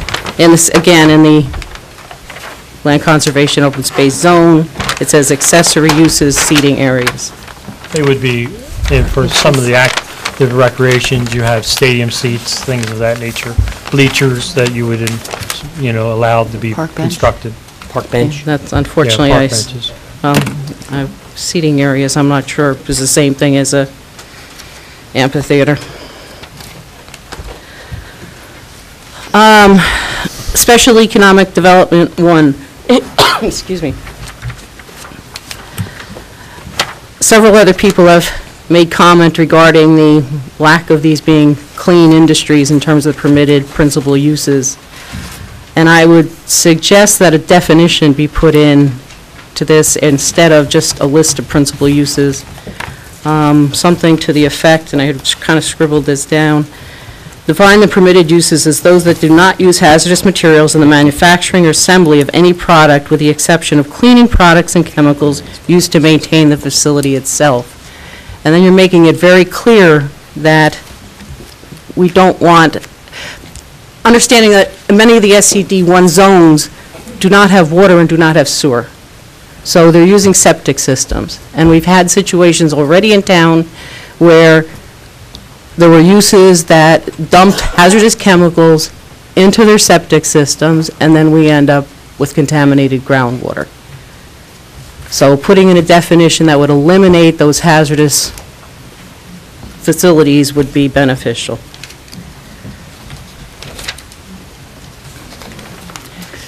Any other comments, Ms. Copeland? I'm just take your time. Trying to fit. Okay, there were also other comments regarding the 85% maximum impervious coverage, and I agree with those comments. I think that's outrageously high. And I think that was it. Okay, thank you for your comments, Ms. Coakley. Mr. Magid, sir, welcome. Okay. You okay? You want to sit back down? Mr. Magid? Stay there, Like to be Mr. heard on Magid. this ordinance? Chuck, stay there, Mr. Magid. I'm only kidding you. Okay. I don't care. Even I get along. Come on up, Mr. Magid, welcome. I'm only kidding you, Chuck. That's right. Like to see me blush. Yeah. No reason to. No. I'm talking I'd like to see you blush some more. Abe Magid, 89 Mariners Cove. Oh, I heard a comment how hard people worked for 6 years, 72 months. They must have met at least 72 times, maybe more. Before somebody said I'm a gentleman, I refuse to say I'm a scholar. Well, maybe I'm a scholar too. I have shingles around, stuff like that. I've often said that above the neck I'm 18, below the neck I'm 81. In fact, probably my time has not been 72 months, it's whatever 81 years is times a bigger number. And yet, after talking with the planner, Mr. Newcomb, any number of times, he afforded me quite a while, once on the telephone. I got papers. The end result, and I'm going to point out to some things, the clarity of this plan is if somebody had bad astigmatism without any glasses. And I'm told how hard people have worked on this. For example, last time I saw Mr. Newcomb, HD3 was 4 units per acre, maybe age restricted, maybe not. All of a sudden, I heard tonight, due to some prestidigitation, is it, with the cloak? But just, we might have 100 acres, magician, prejudice, shell game. We might have 100 acres of 11 units per acre. Nowhere on this sheet. All right. No. Hold on. Clear that up, Mr. Magid, no. No. Now, this speaking about a mobile home park. Mr. Magid, what we were talking about, Councilman Clear that up. I understand, Walsh is mobile home correct. Hold on, let us finish. I'm going to ask you to specifically a couple things. I want to hear your comments for or against, or questions with respect to the ordinance as it's presented. Absolutely. I'm looking at the paper. And of this master plan as it was presented. Okay, and to be clear, the question was posed, a certain piece of property. I know that. Let me finish. Okay. What was it zoned today? Mr. Newcomb indicated it was zoned mobile home, 11 units to the acre. That was a rhetorical question to satisfy an inquiry one of us had about something that had been the case. There's nothing in this plan that talks about 11 units to the acre. There's nothing in front of you that says 11 units to the acre. Let's trot it out a little bit. To clarify, to shape up my glasses on the astigmatism that I see, what I seem to see in this plan. I'm holding a paper here, which I got from Mr. Newcomb. And I understood that these were the changes made as they exist in the master plan. And then I heard another note thrown out about, and I think Mr. Walsh was concerned. If you're going to have 11 units of a mobile home, I'm what? Okay, I was told, by the way, in a little conversation there, that they're switching HD3. Mr. Magid, we're not going to, Clarify for me. I just did. The question regarding 11 acres has to do. Not 11 acres, 11 units. 11 units to the acre has, let me be clear, has nothing to do with this plan. It's not in this plan. It was referencing something that used to be zoned that way. Has nothing to do with. All right. Then I want to ask a blushing bride question. It's called MHP. How many acres? And again, I heard farmland can be converted. How many, according to this plan, as it exists now, were you to pass it, how many acres are available for 11 units for mobile homes? None. Okay. Another thing is this.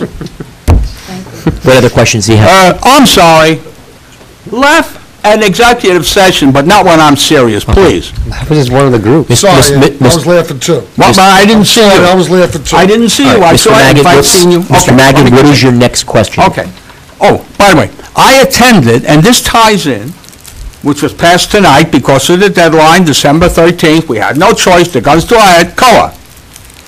At that planning board meeting, I went through very systematically that whatever they say is projected can never be set in stone for the next 10 years or 8 years. Mr. Magid, I don't mean to cut you off. But it ties into this plan. It doesn't. Oh, okay. It doesn't. Well, let me show you why. Let's get back to This plan, ordinance 0648, and in fact... which has to do with passing the master plan.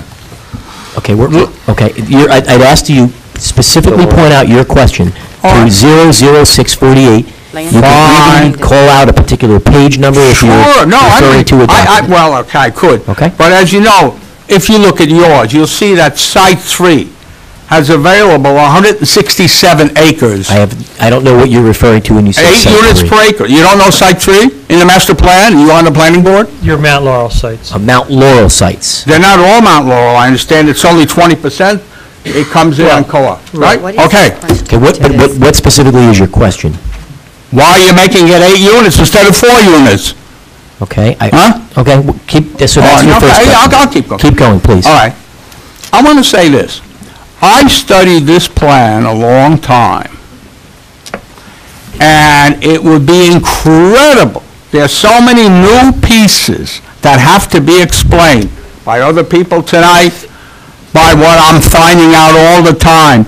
It's unconscionable that these things aren't gone over a morsel at a time, no matter the 6 years after the first of the year, to make sure that for the future, because it was said you can't have another master plan for another 6 years. Isn't that right, Mr. Tabasco? Supposed to be done every 6 years. Every 6 years. That especially now, due to COA, 1 unit of affordable housing for every 8 units, that everything here is such, and I've said this before, that the residents be maximally protected. Now, again, you can say Mount Laurel for Site 3, but others are, like Site 6 is 4 units, Site 1 is 4 units, and after 6 years, you still came up with 8 units on Site 3. 4, and that's a big number. Others have little numbers like 5 and 2. 167 acres of available land at 8 units per acre, and every time 8 comes in, another COA comes in. What I'm saying is, it would be unconscionable for this plan to pass before the first of the year when there's time for interested parties in all areas to discuss these things, rather than saying, hey, we got to pass it now. And I want to just ask a question. It's probably a legal question, if you could check with our attorney. When a master plan is passed, oh, you passed it tonight, is it so that for changes there would have to be, I'm not going against COA in any way. COA is off the table, whatever they insist on. Is it so that then ordinance by ordinance would have to be passed and could be passed to alter anything in the master plan? I'd like a legal opinion on that. We don't need a legal opinion. I can give you the answer. Oh, fine. The answer is everything that the planning board suggests that is going to require a zone change must be passed via ordinance. That's exactly what we're doing here. No, you didn't answer my question. You're not done. Suppose you passed this thing tonight. Suppose you passed it tonight in its entirety. Please follow me. You passed it entirely. Comes now next year. And if it's determined that some parts, and maybe many parts, of this master plan are injurious to the well-being of the citizens of Howell, could then selectively, by ordinance, each part that needs changing be changed? That's what I want an answer to. Yes. Next question. How could it be changed? Is that? Okay, I didn't want to have to elaborate, but yeah, what would happen is... In that case, I'll say this, okay? No, hold on. We're not done. We are. I'm not talking about this. You made a comment, I want to make a comment. Okay. Don't do this again. Mr. Magid, hold on a minute. Mr. I will Magid. answer the question. Mr. Walsh had a follow-up. He's entitled to an answer to his question. I will determine who we recognize. You okay with that? Wait a minute. Can I Mr. Walsh speak after asked him? how. Mr. Gannon, how could it be done? Well, One, you can go back and re-examine the master I plan can't and understand. change the I'm chair of master meeting, plan. But I'm not running the meeting. I just don't get Oh, it. I thought you were asking I for don't me to get it. address it, I man. don't get it. Okay, go ahead. I'm sorry, Mr. Gannon. Okay, go ahead. You can change the master plan. You have to re-examine it every 6 years, but that doesn't mean that's the maximum you can go.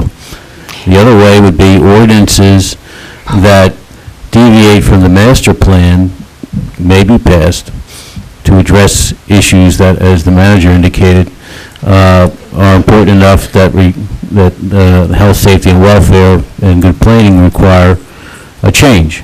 And when those ordinances are passed, there must be a resolution passed accompanying those ordinances by the full majority that indicates why they're deviating from the master plan, Hence, because that was the reason I said yes. So what's your next question? Okay, no, I'm going to be leaving in a moment. I want to say this. You have a complete choice here tonight. You can pass it tonight, and there could be a flurry of these ordinances, item by item, or what is far more sage on your part, because of all the people, myself and others concerned, is to postpone this till after the first of the year, when there'll be enough time to have discussions on items that could be injurious as defined by Mr. Gannon, so we don't have to bring up ordinance by ordinance. Okay. That's your choice on this council tonight, and it behooves you to take very seriously my recommendation. It's more than a recommendation, that you let this go until after the first of the year. There's a lot here that is injurious to the well-being of the township, of the citizens of the township of Howell, and you as the mayor for 2 more years should be well concerned with this right now as to what happens after the first of the year. Thank you very much. All right, who else would like to be heard on this that has not? I want to get to people who haven't spoken already. Did you? I want it. Right, we're going to get to people who haven't spoken yet. Yes, ma'am. If you have already spoken, we'll get to you, but I'd like to hear from people and afford them the opportunity to be heard. Mayor, if I can be recognized really quick. Please go right ahead, of course. And I mean no disrespect, but the comments that are up here are pertaining, and I have to, what Mr. Maggot said, he didn't say one thing that pertained to, he did not comment on this particular ordinance. And if we're going to get through this constructively, we need to stick to the point on the comments that pertain to this ordinance. We agree. And our Thank you. next speaker is going to do exactly that. Good evening. Oh, yes. Carol Reed, Fort Plains Road. Welcome, Ms. Reed.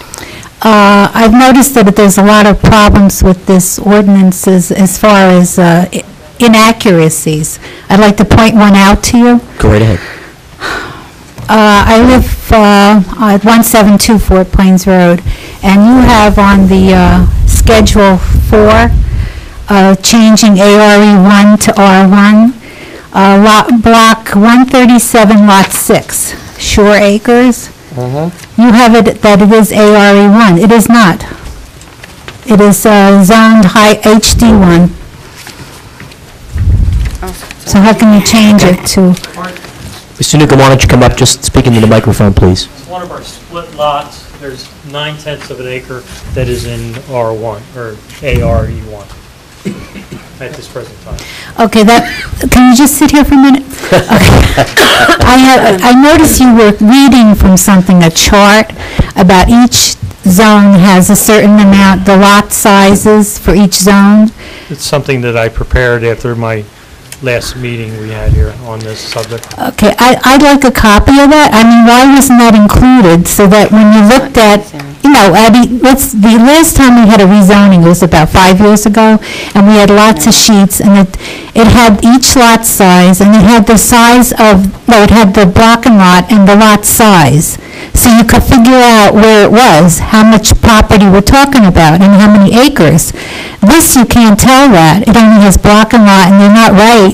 You don't have the right size for that lot 6. So how would you be able to comment on it? The lot is 31.4 acres, and like I said, 9/10 of an acre of it is in the ARE1 zone. Okay, so the bills that say that on the schedule, Well, it doesn't say it. So there's a problem. I thought it was a whole 35 acres. I will make this sheet available to the clerk. Okay. He can have... It's 35 acres? It's 35 acres, lot 6. Well, the majority of it is in HD1. only not What 10 part, of an acre. what part is in the ARE1? Where is it? Near the highway or near Fort Plains Road? Fort Plains, right. It's where the house is. Right. Okay, there's a 3-bedroom house there. See, that's a problem. This is very confusing. I was looking at this for the last 2 hours before I came to the meeting, and I can't figure out what you're doing here. You know, why would you be changing ARE1 to R1? ARE1, first of all, is agricultural. There's farms on those lots, 2, 3, 4, and 6. And also ARE1. I personally am in the preservation, as Mr. Costigan will tell you, and when you go for preservation and you change the lot size down, you get less money. So if you're interested in preservation, this is not the way to go. I mean, you're going to ruin the farmers in this. If you want to preserve the farms in this town, you have to think about lot sizes. If I had like an ARE3, I would have been worth less. And if you put it in residential, it's not going to help. I think this should be scuttled. I just pointed out one little thing, and Mr. Newcomb has a list which wasn't provided to anybody before you vote on it. How can you make a comment on anything when you don't know the area for the SED zone 1 and 2 that are being changed, what they were, what they will be, where the lots are, the number of acres in each area? We don't know that. What is the total number of, this microphone is terrible. You just have to push it to the side a tiny bit. That's all. There you go. If you don't know the number of acres you're dealing with, how can you even comment on it? This is not a proper plan. This is not even as good as the last 5 years ago. Like I said, you had the number of lots and the acreage that went with it, and it was on a sheet. And anybody who wanted to make a comment, all you had to do is look at it. Here, you have a schedule, but it doesn't tell you anything, and it's in error. Bear Swamp, I heard, Ms. Miskevich was talking about Bear Swamp. Part of it is not even on the map or in the schedule. That's a problem. It's 175 acres. That's a big area. And the rest of the Bear Swamp is only in, I think she said, it's on the map only? It's on the map and not in the schedule. All right, so your concerns are that there's many errors. Ambiguous, and you're not comfortable with being able to decipher the data. You can't figure it out. That's fair. It's fair. And there's a lot of inaccuracies. The man on Easy Street made a comment about the number of farms and the acres, and then Ms. Coakley about the swim clubs. I mean, we're getting into a can of worms here. Why make our zoning worse? This is worse. And the natural resource zone, that the passive and the active should be separate. If you have Bear Swamp and parts of it are passive, they should remain that way for the wildlife. That's a big area. Okay. Let's not ruin it. I think you should table it, Mr. Walsh says. We can look at this, it'll take 6 months to figure this out. I mean, what's good and what's bad about it. I can't figure it out. Okay. We appreciate your comments. Thank you. Who else has not? Mr. Ryan, you'd like to be heard? We're getting to people who have not yet. Mr. Costigan as well. I'm sorry, Mr. Costigan. You'll be heard after. All right, come on up, Mr. Costigan. Do we have to re-hear the people that have already been heard? I don't know that we do. Well, I don't know. I'd like to know. Mr. Costigan, good evening. Yes, sir. John Costigan, 214 Birds Hall Road. Thank you for allowing me to speak, Mr. Mayor and council. It's on this particular thing. I had a question to ask first, because I noticed on the principal uses of the R1, it says agriculture and horticulture on B1B. My only question is, I've heard, you hear people say certain things. They say that you cannot put a horse on that R1, but you can on the ARE1. So I wanted to know for sure that's true and not just hearsay. Well, Mr. Newcomb, can you answer that question? Please. It says agriculture and horticulture. It says what? Just answer Mr. Costigan's question, if you will. I'm sorry. That's okay. Can you put a horse Mr. on Costigan, R1? can you put a horse on R1? Yeah, I see agriculture and horticulture on the R1, But I hear other farmers say, yeah, but you can't put a horse on the R1, you can on the ARE1, and that was my question. I don't know what the distinction would be. Yeah, I don't know either, but you hear it, so. Yeah. Okay. Okay. Okay, thank you. The only other little things that I see is on conditional uses, the home occupations as regulated in this chapter, but we don't have. In 188, there is a listing of, under the, in regard to home occupations. Okay. And That chapter is referring to the overall chapter of the ordinance, or to 188. I thought it might, I think somebody else said it. I would have said it myself anyway when I got up here, and it would have been nice to have the other information there so you could see the comparison.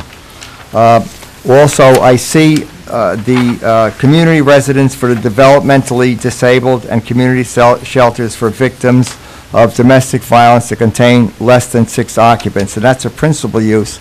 And the conditional use has the same thing with over 6 and less than 15, and I'm concerned about that. It's in terms of size. Yes.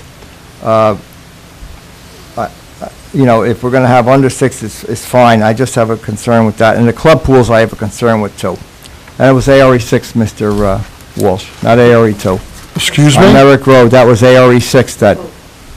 Who's ARE 2, the one across from Merrick Farm? No, It's being sir, built that's on ARE right now, 6. sir. ARE 6, I think. No, it's not, sir. Well, I testified that it was ARE 6. I'm not going to get into I it. think part of it was and part of it was not. They bought 2 parcels of land, sir. I know that, sir. All right, good. What else, Mr. All right, President? thank you. Okay.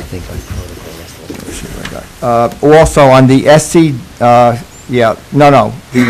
the change from the Conservation Open Space, LC/OS, to add the more active uses, the recreational uses, where it seemed that before that it was passive uses only. And again, including the amphitheaters. I know another person mentioned that before. If you could maybe spread them out, because some of those areas are not meant for active recreational uses. And also the parking areas and the restrooms, the seating, and the amphitheaters.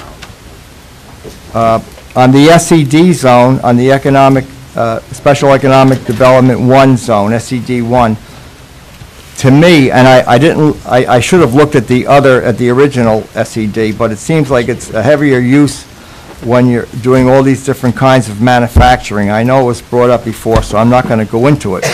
They're the same as in the existing ordinance. Yeah, and they may be. Well, maybe some should have been pulled out then. And it may be picky-unish on the conditional uses for the telecommunications, right underneath the telecommunications facilities. I know the multi-tenanted structures in the SED zone mean business structures. I'd love to see the word non-residential in there also, even though it probably doesn't have to be in there. And the only other little thing I have is when I went down through the Schedule 4, I noticed that on Easy Street, on the top of the page, is Block 42, Lot 60, Wallace and Son. I believe that's a farm. I'm sorry to say I don't know how large, but it's going from ARE2 to R1. And then I'm looking down a little farther down the page. There's 3 farms in a row, Block 43, Lot 5, 43, Lot 7, and 43, Lot 8. Those 3 farms together, well, the first 2, Lot 5 and Lot 8, are owned now by the same person. But there's probably 30 or 40 acres involved there, and I'm concerned that we're getting it down from ARE2 to R1. And then the only other one I see, and these are all people that I've gone to sit down with. They were interested in farmland preservation. That's why it hit my eyeballs. And the other one, Lot 46, Block 46, Lot 5.03, the same thing. That's another one that wanted to preserve it, and they're going from ARE2 to R1. None of those people will be preserving their property, by the way. And the other thing is, I wanted to get up after Mr. Kemp spoke because he's got a wonderful farm there. He's got quite a nice farm there. 15 acres are paddocks, and the rest is trees that he's well-maintained with trails, and it's a really nice piece of property to look at. The problem is, he may be talking to the SADC, and I went out to visit him, and I'm trying to figure out a way on how we can preserve that. One of the problems is the SADC and the county, Monmouth County Ag Board, are not, well, I shouldn't say, never say never. They're interested in having, Mayor, I hate to interrupt, but I think we're pretty far afield in this ordinance. Okay. All the discussion is supposed to be particularly on this specific Okay. ordinance. well, you know what? I get overtime after 12, don't I? Okay, well, you deserve it. My point was that Mr. Kemp wasn't, it's not accurate what he said. He doesn't know that. But Okay. I've checked in because I'm trying to preserve his farm. He Okay. would love to do that. Okay. They're not going to look at a farm with 15 acres of pasture and the rest of it treed. And that's something that they've come across. They set up a new criteria. Okay. They're going to want like maybe 70% of pasture type thing and maybe trees on a much smaller percentage. He doesn't have that, and I don't blame him. He's not interested in knocking down trees. He's not here now because he's already left, and I'm sorry he's not here. So to get back to the main part is I see, I'm concerned about some of the pieces of property that I see going from ARE2 to R1 that are in the same area, and it's quite a bit when you put them all together, and that's my big concern. I'm just going to thumb through quickly. I don't think there's anything else that I had, but that's a concern to me. Yep, I think that's it. I thank you very much, sir. Thank you, Mr. Costigan. Okay. Mr. Ryan, good evening, sir. Welcome. Yes.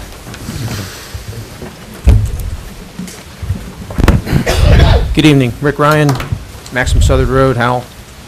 I'm speaking to you tonight on behalf of Howell Citizens for Responsible Government.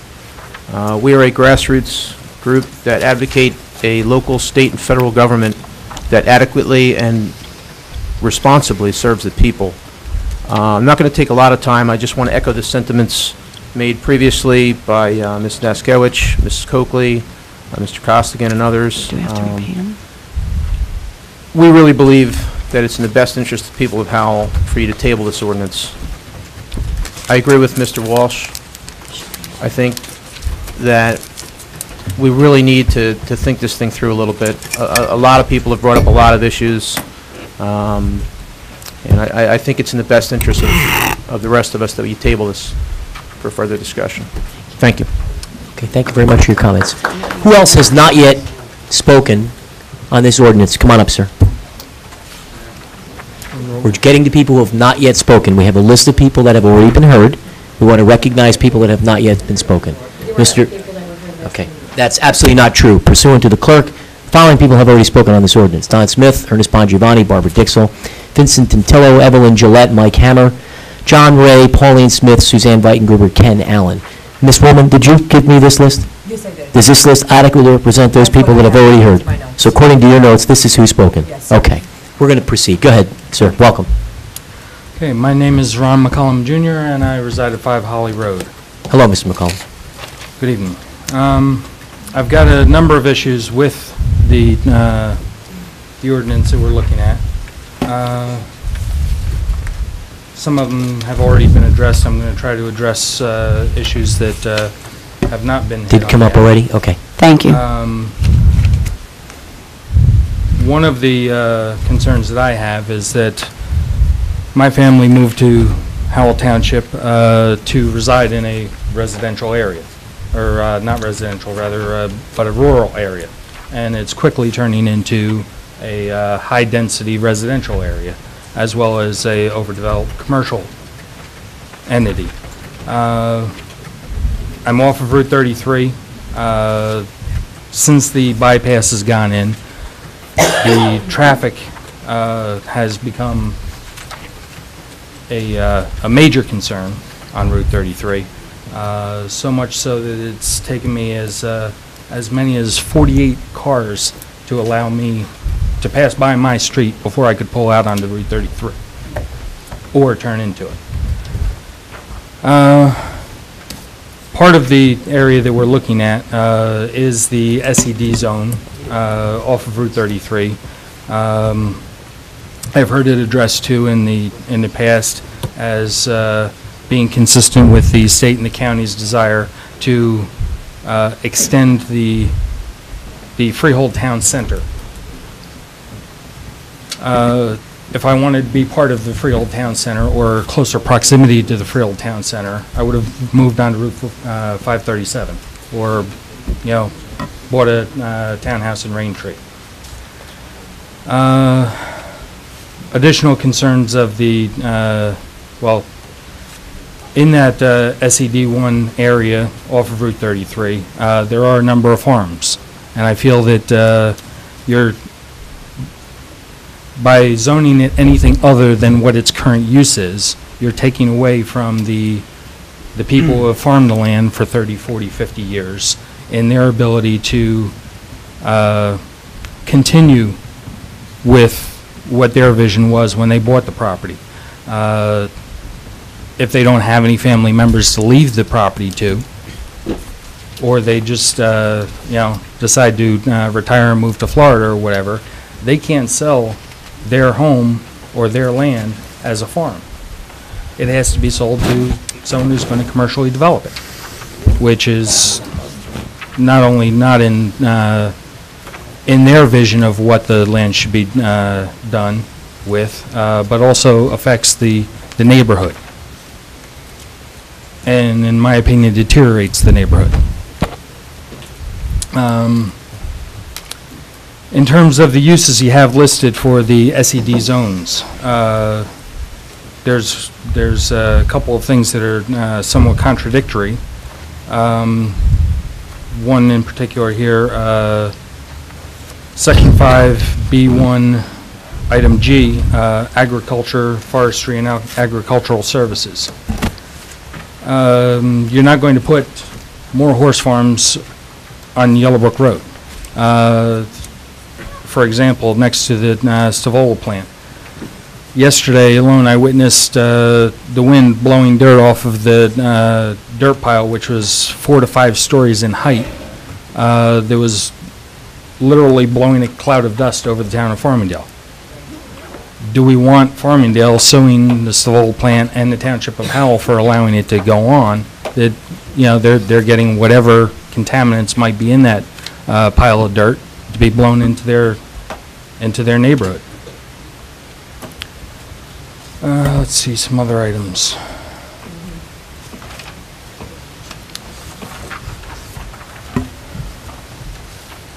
Once again, I'm just looking through to try to avoid rehashing stuff that other people have said. But this one I will touch on, the land conservation and open space classification. It seems to me that there should be 2 separate categorizations because they're contradictory. You're not going to put tennis courts on land that you want to conserve. But by grouping them together, you're going to allow that potential to happen. Also in that section, the bulk requirements, minimum lot area 5 acres or more. I would have to ask Mr. Malave, the playground that just went, or that's going into Freewood Acres, is that on a 5-acre lot? Why would we need a playground, or 5 acres, just to put a playground in? There's actually more than 5 acres there. We're not utilizing the entire acreage that's available to us, but there's approximately 30 acres in that area that the township owns that could be used as a recreation facility. Okay, it's just something that doesn't make sense that we would need 5 acres for a playground or for a picnic area.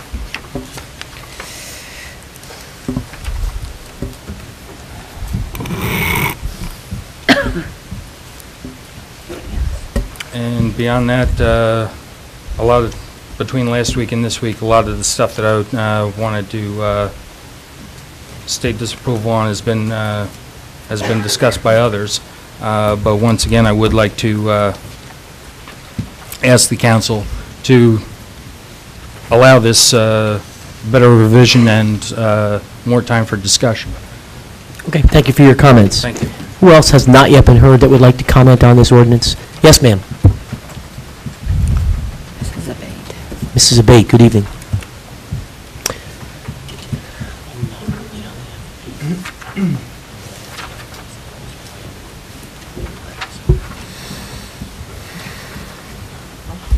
Hi, my name's Judith Abate. I live at 321 Fairfield Road. Good evening, Mrs. Abate. It's Lot 177, no, Block 177, Lot 124.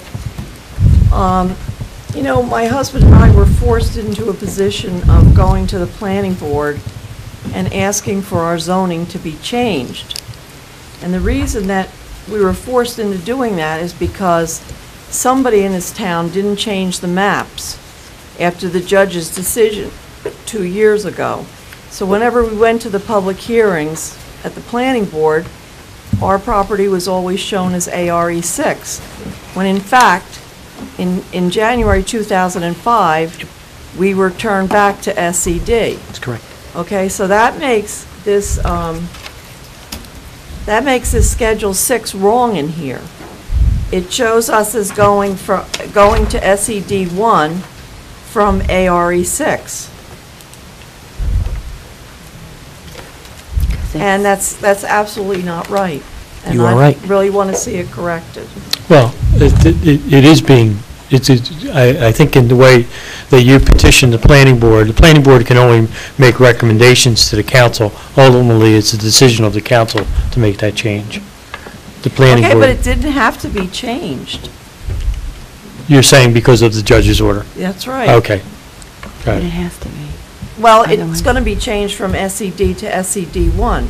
That's fine. But it's not presently zoned ARE6. So your comment is the way that your lot is being shown as current to future, in that scenario, the current is not accurately reflected? Yeah. Okay. Now, also, I found out about, you know, my husband and I aren't dumb people, but it took us a while to get it together. By the time I read this and did some research on the Monmouth County Tax Board, I found out that all the properties that were involved in that litigation had been changed back to their original zoning, except for ours. Now, we also own a piece of land on Merrick Road. Yes. That in 2001 was zoned from ARE2 to ARE6. And I believe the judge threw out the whole ordinance.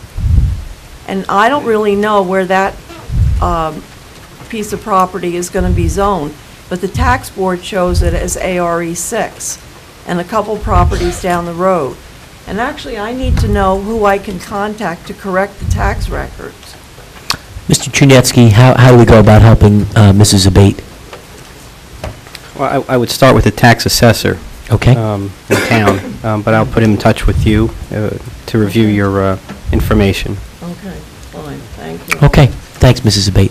Anyone else who has not spoken who would like to be heard on this? You have a comment, Mr. Howell? Yeah, Mr. Mayor, I just looked through the book here, and obviously there's no, I guess, clarification on the R1 zone because it doesn't exist yet in this code book. But in the ARE2 zone, agriculture and horticulture are principal uses, as Mr. Costigan stated. But once you go to the R2 zone, which is, or the R3 zone, you still can have horticulture and horticulture uses. However, they do put limitations on where. They have to, the buildings for the livestock have to be 75 feet from all property lines. So those are going to put some, that may create difficulty for some of these, horse farm owners. Mr. Newcomb, is my impression, Mr. Shoemaker just mentioned it, isn't it that everything that was ARE1 is being moved to R1? Correct. So would the ARE1 issues with respect to horse use and whatnot apply now to R1? The only change was made in the name. In the name, Of okay. R1. Okay. the board made a decision that the idea of the ARE1, 1 acre lots, basically preserving open space, things of that nature, really wasn't doing the job. So that was the reason why. Right, but I think the big question became when you're changing the ARE2 to R1. Now, you're taking, where the ARE2 was very different than the ARE1. And the board made a decision that ARE2 was meeting the intent. It didn't change those, I mean, it did change, you know, it recommended other development options for ARE2, ARE3, and ARE6 that aren't not permitted in AR1. So if this goes through, then can there be somewhere in there that says that, you know, that no restrictions could be put on where the livestock can be housed?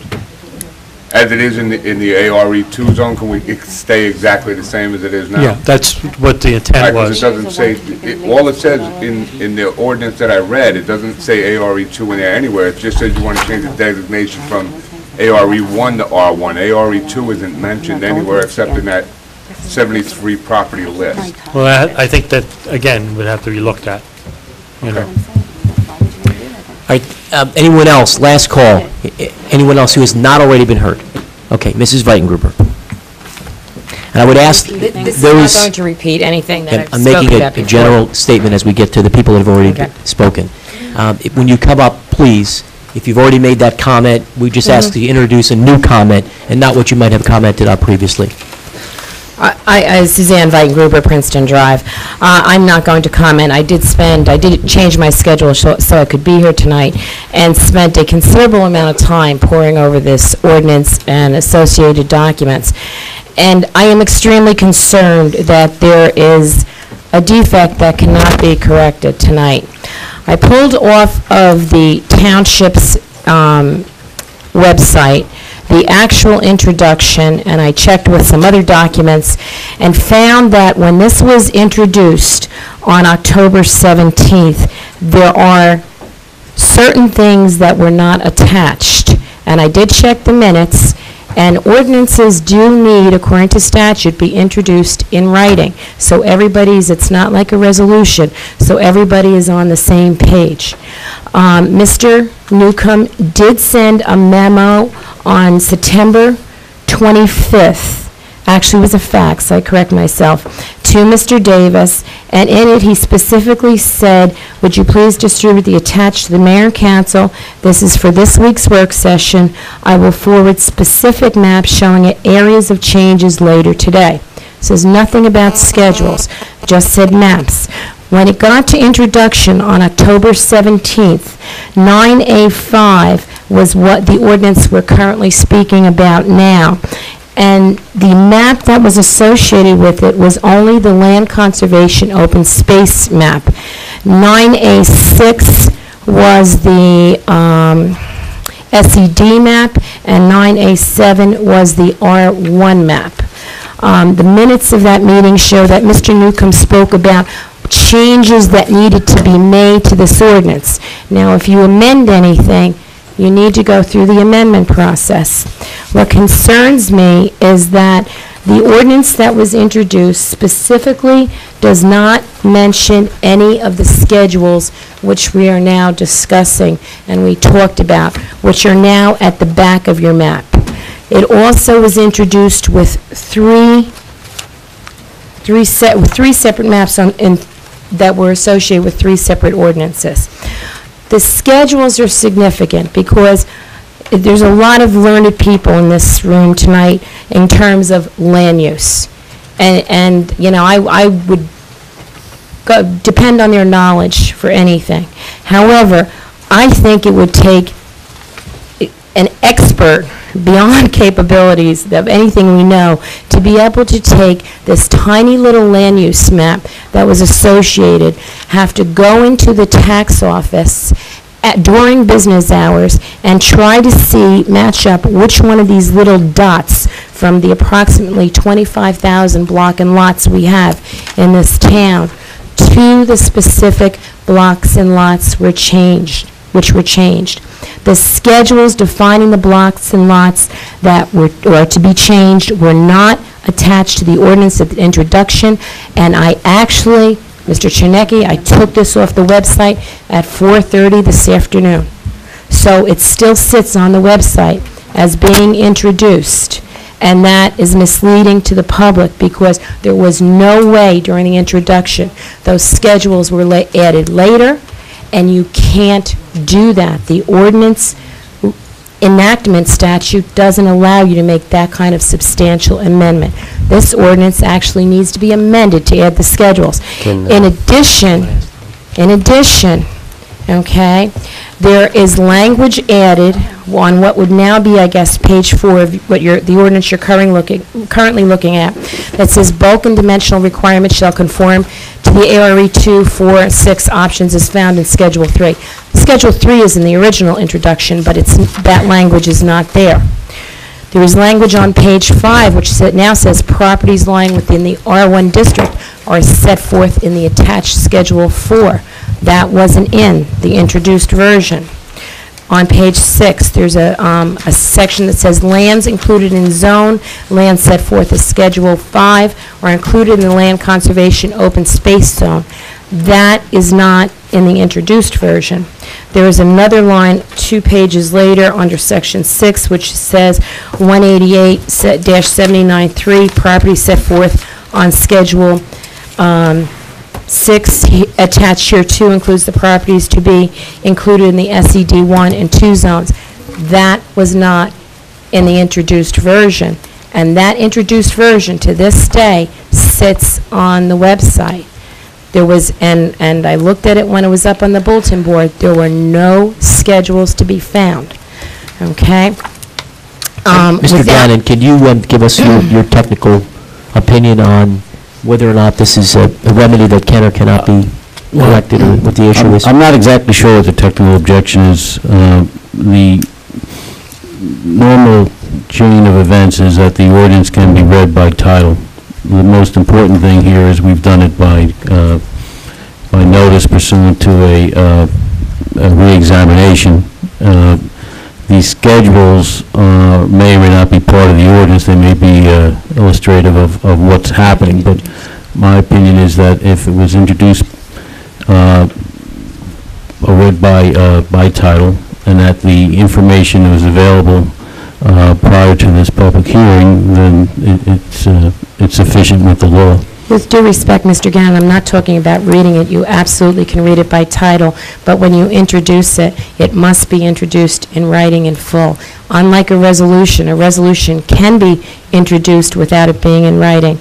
But if you pull out the statute says I'm familiar with the statute. all ordinances must be introduced in writing. You can read it by title. Absolutely, you can read it by title. What I'm saying is that the text is the controlling factor, and if the text has not been changed since it's been introduced, then I believe it's in substantial compliance with the law. Well, the text has been changed because things have been added, and the schedules now actually have been added and appended and referred to When you're talking about in the schedules, I'm ordinance. talking about the actual block and lots that are in the ordinance. They weren't changed, in my But that opinion. those schedules were not in the introduced ordinance, and now there's actual language in here that talks about those schedules and refers to them. And once you put a schedule in, it becomes part of the ordinance. If you go through that code book, you're going to see other schedules.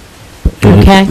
But the schedule, I think, that you're referring to are maps that are No, I'm basically not not the referring to zoning maps. map. I'm referring to the current ordinance that you're considering tonight actually has a Schedule 4, My opinion 5, is that 6. you obviously have the schedule. The schedule is subject to this hearing, and I believe it's substantial compliance with the law. But it was not introduced. Okay, I think we've heard, we appreciate your objection. It's been We noted. can Mr. let- Gannon has given us his We'll opinion. let somebody else sort that out.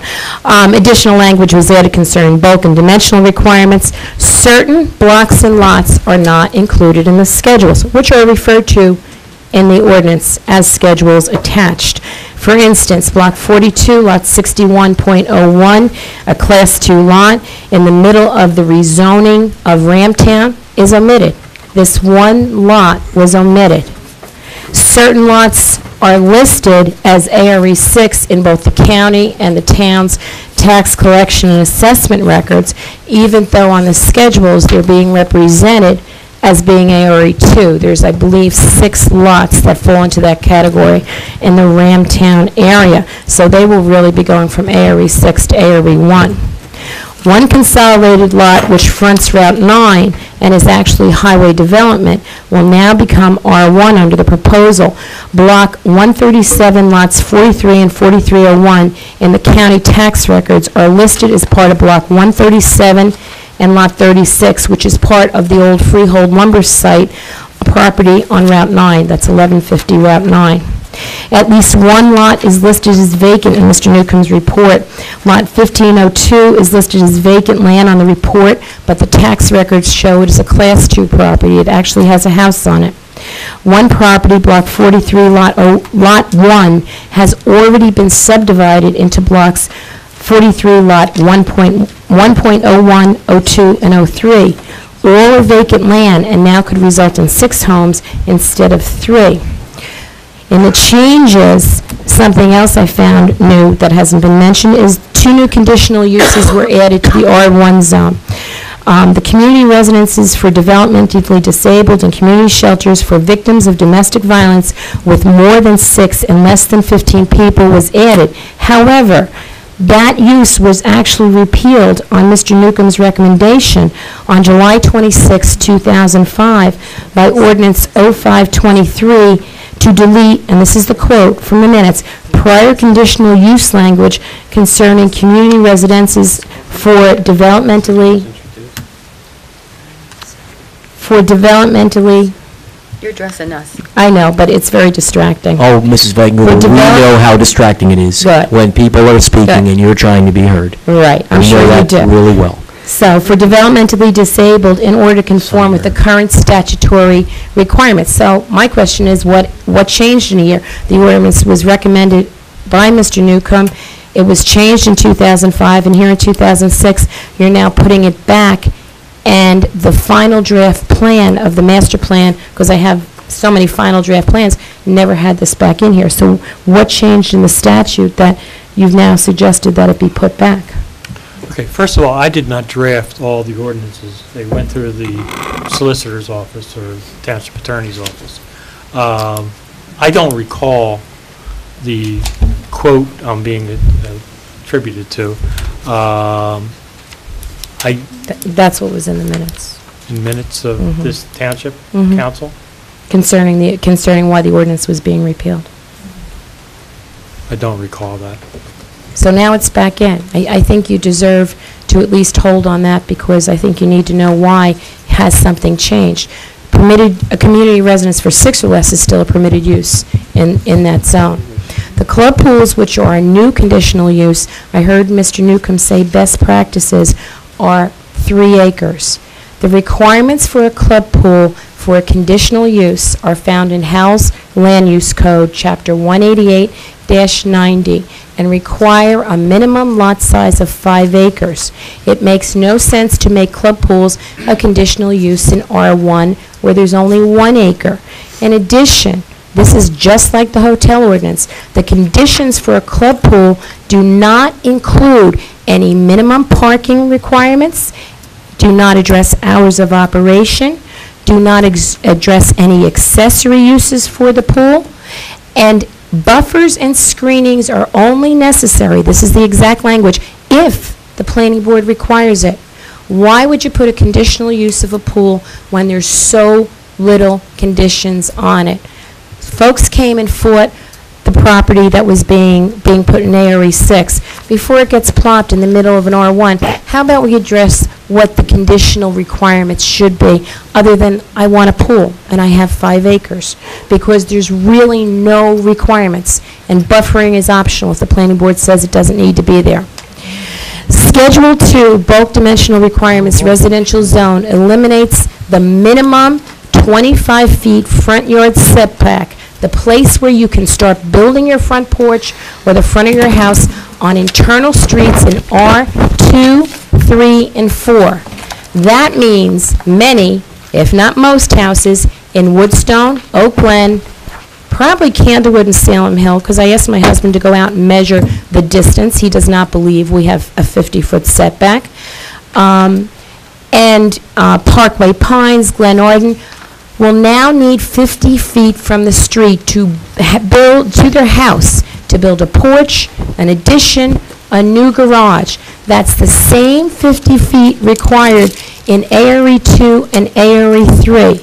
That 25 feet for internal streets has been eliminated. I don't think you realize that you're rendering thousands of homes into a non-conforming use. People will need to go get a variance if they want to build an additional garage, or if they want to put a nice front porch. I think it will discourage people from making improvements, and when they make improvements, it's not big ratables, but it's additional ratables. I put a fireplace in, you charge me more. 25 years ago, I put a deck on, I got charged more. We want to encourage people to keep their property up and to make these improvements in existing residential zones. There's no new R2 or R3 zones. This will affect existing built-out developments and their residents. There is only one R4 zone. That is the Fountains. That case was settled in court. I'm sure there is a plan, and there are already minimum setbacks, but whatever the changes are, now the properties will have to be required to have a minimum 40-yard front yard setback.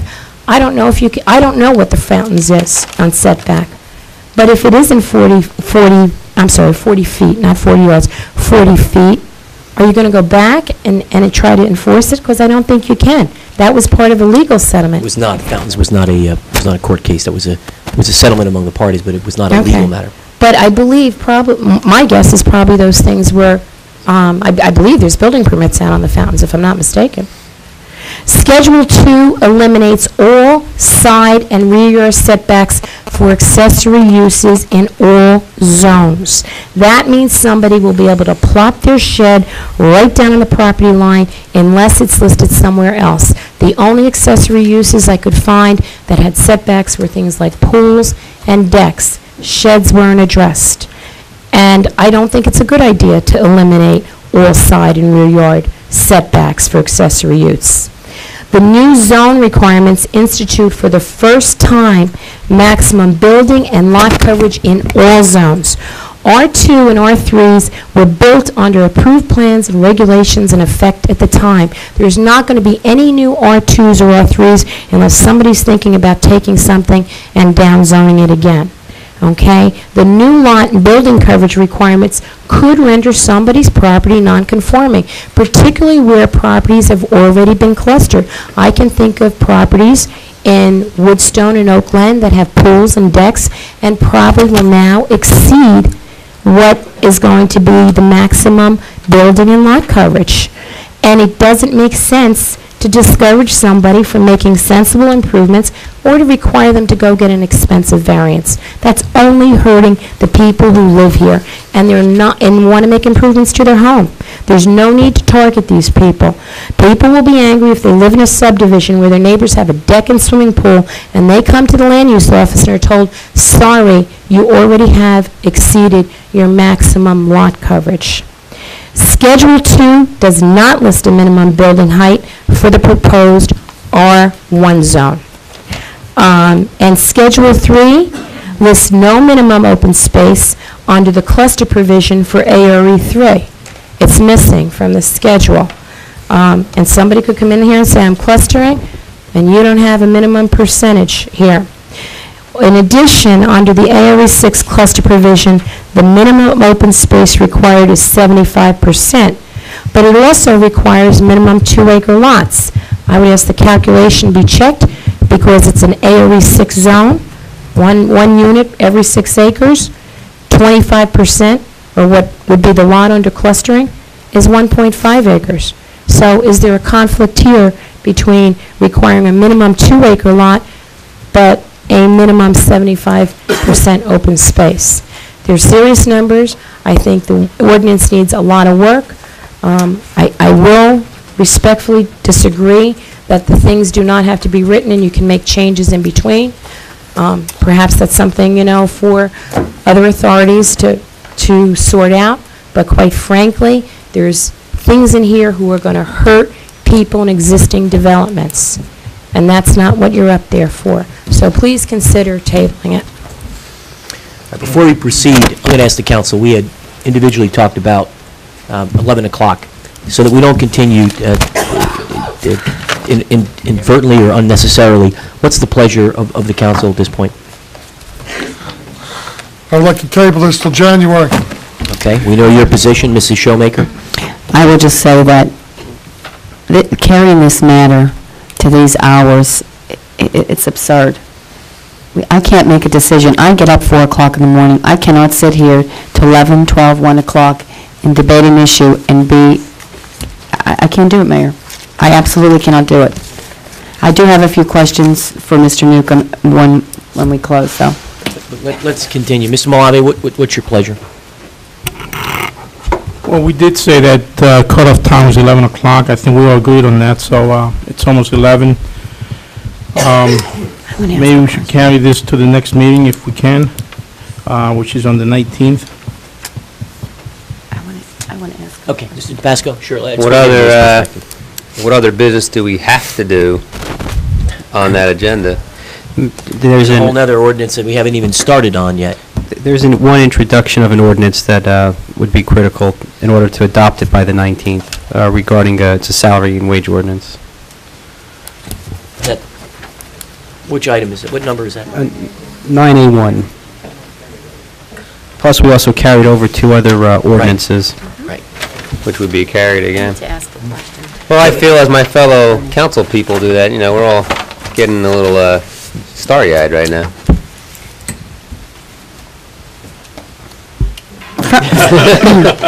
From a legal aspect, I need to ask a question because I can see that this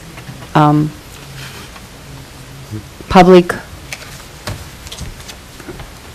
portion of this could go on forever and ever and ever, because it appears that as long as it's open, we can keep, no, we've heard Mrs. Weidengruber, which you made some very, very good points, but we could open it, close it, and open it and close it. I mean, what is the time limitation on this? Can we do we do this, open it up for public forever? Mr. Gannon, I mean, what, are we going to do this for days, for weeks, for months? And just for the public's information, this is not something that was done in 1 meeting or 2 meetings. This is something that's been, and Mrs. Smith has said this so many times, the master plan is a living document that is worked on around the clock, on and on and on and on. This particular examination has been going on for 2 years. Mrs. Weidengruber, you did make several points that I think were very important. I will not to criticize or insult anyone. I listen to everyone's comments. I take all the comments into consideration. But I must say that sometimes when I have had to go back and find out if the comments were correct or incorrect, a lot of times things that were stated are taken out of context. So it is up to us to examine everything. It is also up incumbent to us, as we're spending the taxpayers' money, to take our professionals' opinions into consideration. Mr. Newcomb is a planner. We have Mr. Gannon as our township attorney.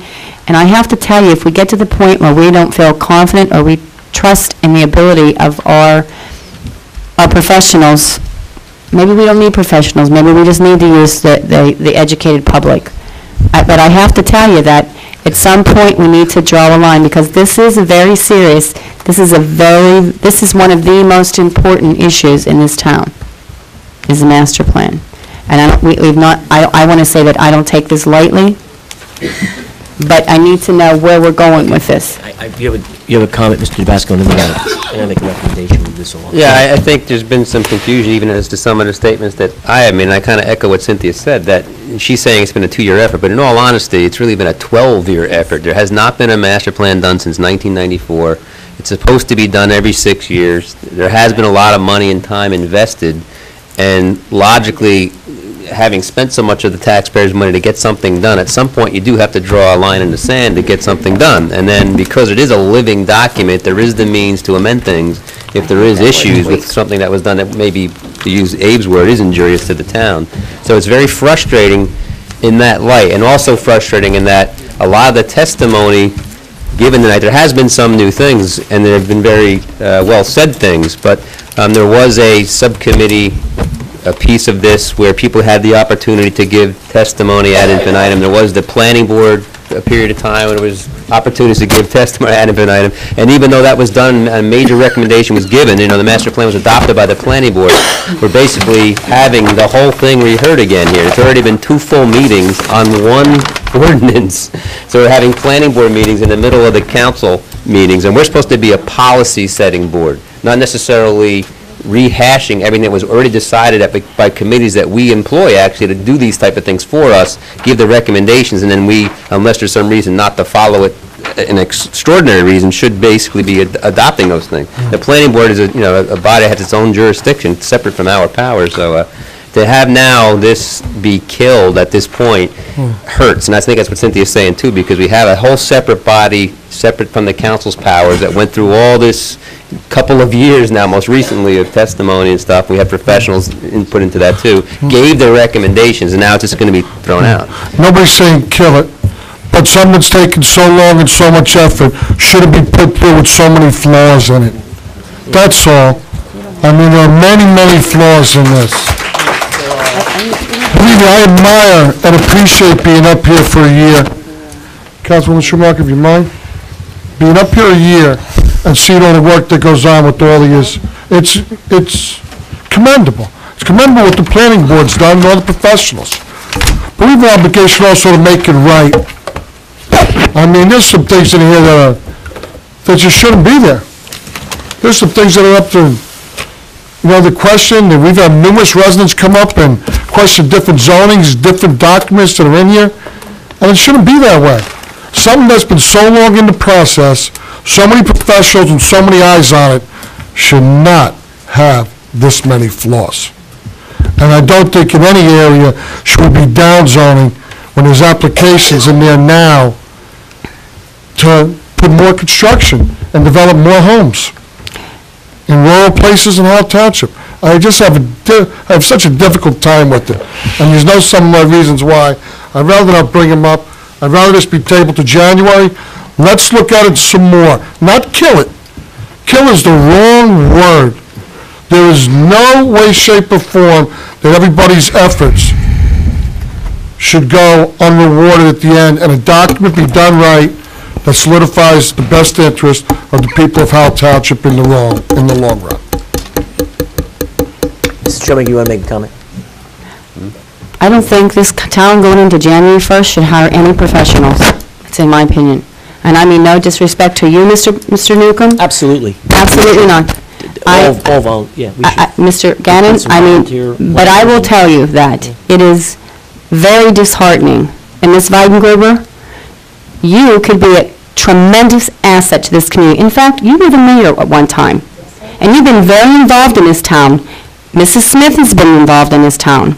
There are those that have been involved in here, and yet we come to the same juncture. I have been here for 6 years, and we come to the same juncture all the time.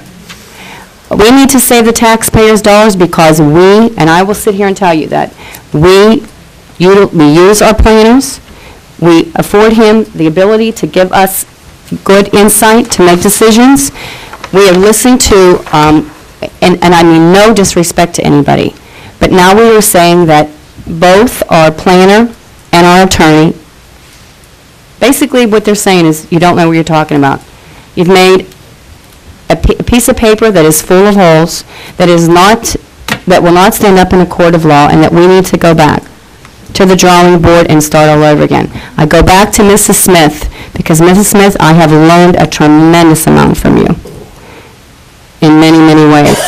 The master plan is a living document that we must continue to work on. This is a re-examination that is, by state statute, had to be done, and that in no way, shape, or form is this set in stone. these things can be changed and worked on. And have you not said that numerous times through the course of the past 6 years? May I speak? No, not yet. Well, she has I'd a like to question. address that particular question, just on the living, what the master plan is. People need to understand what the master plan is, Joe. Mr. Mayor, can I address the procedural aspects here? Yeah, that's my concern. Go ahead. At this point, I had an opportunity to look at the ordinance that was sent and introduced to Monmouth County Planning Board, and the manager looked at the portion that was on the website, and they seem to be the same document, and so all the schedules are there. So unless there was bits and pieces that persons picked up, it appears that this ordinance was forwarded October 18, 2006, and it reflects the one that's on the website, so.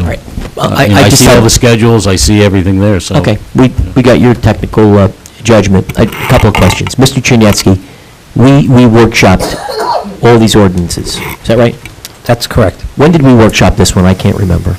Well, we tried to, we changed our policy where, these large ordinances, before we introduced them, we would have a workshop session. We had a PowerPoint presentation with the maps on the screen.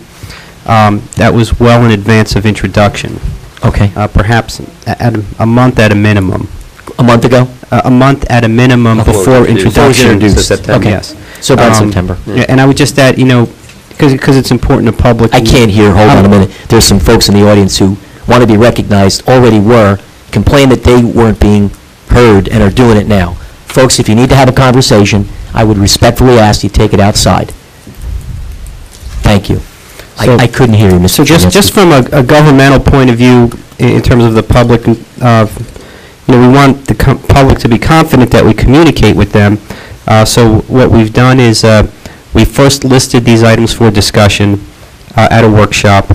Mr. Newcomb gave a PowerPoint presentation. He put the maps on the board, explained what changes were being proposed, and provided draft language on his letterhead during the workshops. Council directed that the large zoning map that could be seen in color be put on our website, and it is under maps. In addition, all the block and lots that are being changed were added to our website, and we've also added a table explaining exactly which ordinances were needed to implement the master plan. So, I'm not commenting on the policies contained therein, but just from a governmental perspective, I think we did what we were directed to in terms of using the web to keep the public informed. I guess the only comment I have is there appears to be some that were concerned that this is being attempted to be rammed in before the end of the year. And unfortunately, was there a schedule, Mr. Chinyetsky, for all these ordinances? Yes. And I guess I want to put that rumor to end. Rumors are unconfirmed lies, and they oftentimes create nothing but pain and controversy unnecessarily. Now, let me just finish my thought. So when we came up with that list, was there a specific policy direction that I missed that said, let's wait until after the election, right before the end of the year, to ram all this through so nobody could know? Because I must have missed that meeting. No, the only policy direction was that we were to start with the community design standards, and then from there, to workshop two or so ordinances at a time. Have we done that? And then plan them for introduction and adoption, and we... So we followed that schedule? Yes, we have. So there was nothing in here that I've missed that said, let's do this in December and try and get this over the goal line for some hidden motive that I must be missing? I would term it more as a process was laid out that we followed, but not necessarily a schedule per se. And when we talked about that process, did we all come to some consensus? I mean, I don't remember. Did we all agree on the process? I just remember it being direction from the council to proceed that way. Here's where we are, because we have to really make a decision. I'm going to ask that someone make a motion of some sort. I'm going to close the public hearing, and if we have to reopen it, we will. Hold on a second. Mrs. Smith, if you'd let me finish. Someone made... 20 minutes, like, would have been done in 3. Go ahead. Okay, under Robert's Rules of Order, which is what we use to govern this municipality, someone indicated they were interested in making a motion, and they might like to make a motion to table. If that in fact were the case, from a parliamentary procedure, I would perhaps suggest we take an opportunity to determine if in fact we may move in that direction. Because if we do, Just please do so. Just please. I just can't understand. I'm in pain. I've been standing for half Mrs. an Smith, hour. you don't have to stand. There are plenty of chairs in this room. But if No one is I'm asking going you to stand. It will take a long time Okay, for me I've to get closed up the public again. portion. I'm going to ask if a member of the council would like to make a motion. They may do so in a variety of ways. We've all been here at least a year. They can make a motion to act on this. They can make a motion to table this. They can make a motion to not have this passed. There are a variety of mechanisms at our disposal. We've heard testimony. We should take a minute and think about what we'd like to do. If we're not going to table it, we can reopen it, and we can continue to hear public testimony for as long as we may like. So I'm going to ask, if a member of the council would like to make a motion, now would be an appropriate time to do that. I just want to ask one thing. I just want some clarity. What risks, before somebody makes a motion, I want to know the risks to the town right now by doing certain things or not doing certain things, in very short, concise, Mr. one-minute Chimansky, if we overview. don't pass this tonight, Or any of the other ones that were supposed to be or talked about. whatever else, there's two on for tonight. Yes. 8A, the old 8A1 and the old 8A2. If we don't pass these tonight, what is the risk to the municipality? Well, if you can carry the hearings, you mean if you don't carry the hearings? If you take a vote and it's defeated? No, if we carry, let's say we carry. Let's say Or it gets table, carried like, again, or whatever. Or table till January, like, what is the risk? to the Provided town? we can continue to carry the hearing and... Well, it can't be I carried believe we beyond can. December 31st. So the Correct. legislative session Correct. ends December 31st. But you can act on the ordinance after you close the public hearing. You can continue to carry the hearing, but once December 31st rolls Hold on around... one second, Mrs. Smith, I know you're uncomfortable. Why don't you sit down? Because it takes me a long time to get up Okay. again, and it's painful Okay. to get up. Go Thank ahead. you. But beyond December, starting January 1, it's a new council and all old business dies. Correct. Oh, my God. Right. Okay, I'm going to ask a member of the council. So, wait, I want to make sure I understand what that means. So the suggestion from the planning board, their master plan, that would have to be all reheard again? Is that what you're saying? No, the master plan... Let him talk. The master plan is the planning board's document. It's not our document. All right, so now take that up to the council level. Okay. Their recommendation still sits here on January 1, then what? The council's responsibility is to adopt a zoning plan and a zoning map that's substantially consistent with the master plan. And if you adopt ordinances that are inconsistent with the master plan, you would have to, by resolution, explain why you're doing so using health, public safety, general welfare, All right, so so the business forth. at hand right now, there's several ordinances that we've opened up or have carried. Those ordinances that have come before us that are still open, that would die and have to be reheard again. That's what you're saying? They would have to be reintroduced after January 1. So actually, it's three. It's 1, 2, and there's Well, three. one So you there's signed, three. that's nothing. That's not this. Okay. So there's two really at risk. There's two at risk. The senior one and then this one. But, that's the short term. In the long term, is there a problem if your zoning ordinances are inconsistent with your master plan? Yes. Makes a lot of attorneys very wealthy when towns do that, and they do that, unfortunately, So often. now I understand the risks better. Go ahead. So right now, we are protected by the master plan then? No. We have no protection whatsoever in this town? We still go by 1994. Well, I ought to Zoning. stop practicing law at this point and ask Mr. Gannon to comment on it. In terms of the ordinances that are in play now that are presently in force, may not reflect the master plan. Correct. This ordinance supposedly reflects the master plan, and that completes the process. Whether or not 1 month or 2 months makes a difference, I doubt it. I mean, when the ordinances were overturned years ago, basically the court said, well, the procedure wasn't correct, and you can start fresh with a master plan and go forward. And anything that was, the judge really didn't rule, I didn't try the case, but I read the decision, the judge didn't rule on the merits as whether certain parcels should be AR1 or AR2 or AR6, but basically that the planning that was done at the time was not thorough enough in order to address the master plan, and that these decisions were made, where the zoning was changed, was done on an ad hoc basis based on what was later found to be not very good planning reports. So that was the essence of that decision, was it didn't reflect the master plan. So as far as the merits go, you can debate the policy of whether certain parcels should be ARE2, whether SED should have a leather factory in it, et cetera, but those are things that are generally given to the discretion of the governing body, and provided that they don't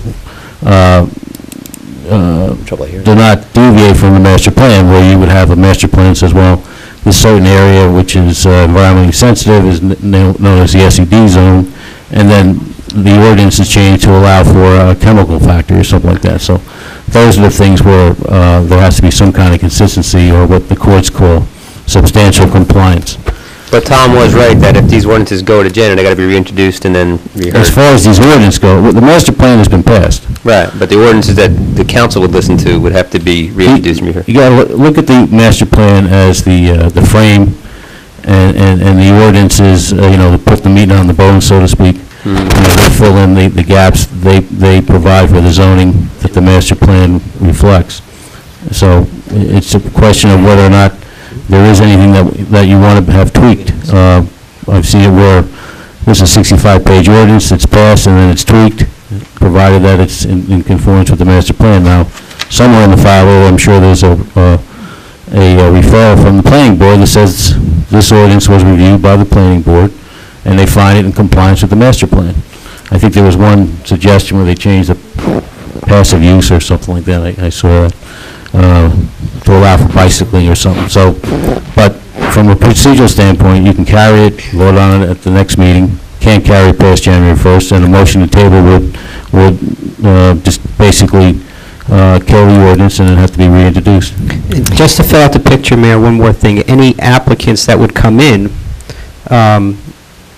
for any development come in under the existing zoning scheme, regardless of what the master plan says at this time. Okay. All right, so I'm going to ask... Mayor, I make a motion to accept the land use various zoning districts and requirements stated 0-06-48 is accepted. For a second. All right, I think someone else also wants to make a motion. We need a second for this motion. I'm going to second it so we can get remarks. There can't possibly be any more remarks. No, I do have one more. Okay, we have a motion and we have a second. Under remarks. I made a motion. No, you didn't. I could be mistaken. Did I? Or did I not? No one could, I did not hear anyone say, I make a motion to table. I mean, I make a motion, okay. We already have a motion on the table. All right. We'll hear this motion. There's been a motion and a second. We're having comments on the motion to approve. All right, so now my comments are on this motion to approve. So let's say this motion is approved, and there was some good testimony tonight in the last meeting about some things that may need to be tweaked, to use Tom's word, Tom Gannon's word. Can those tweakings actually still be incorporated into the approved motion on the ordinance? Or does that have to be an amendment after the, all the way back to the planning board having to rehear a new master plan? What you'd have to do would be to make the motion approve with certain amendments, then you'd have to publish the amendments and then have a hearing on the amendments to the ordinance. So there is that possibility, though.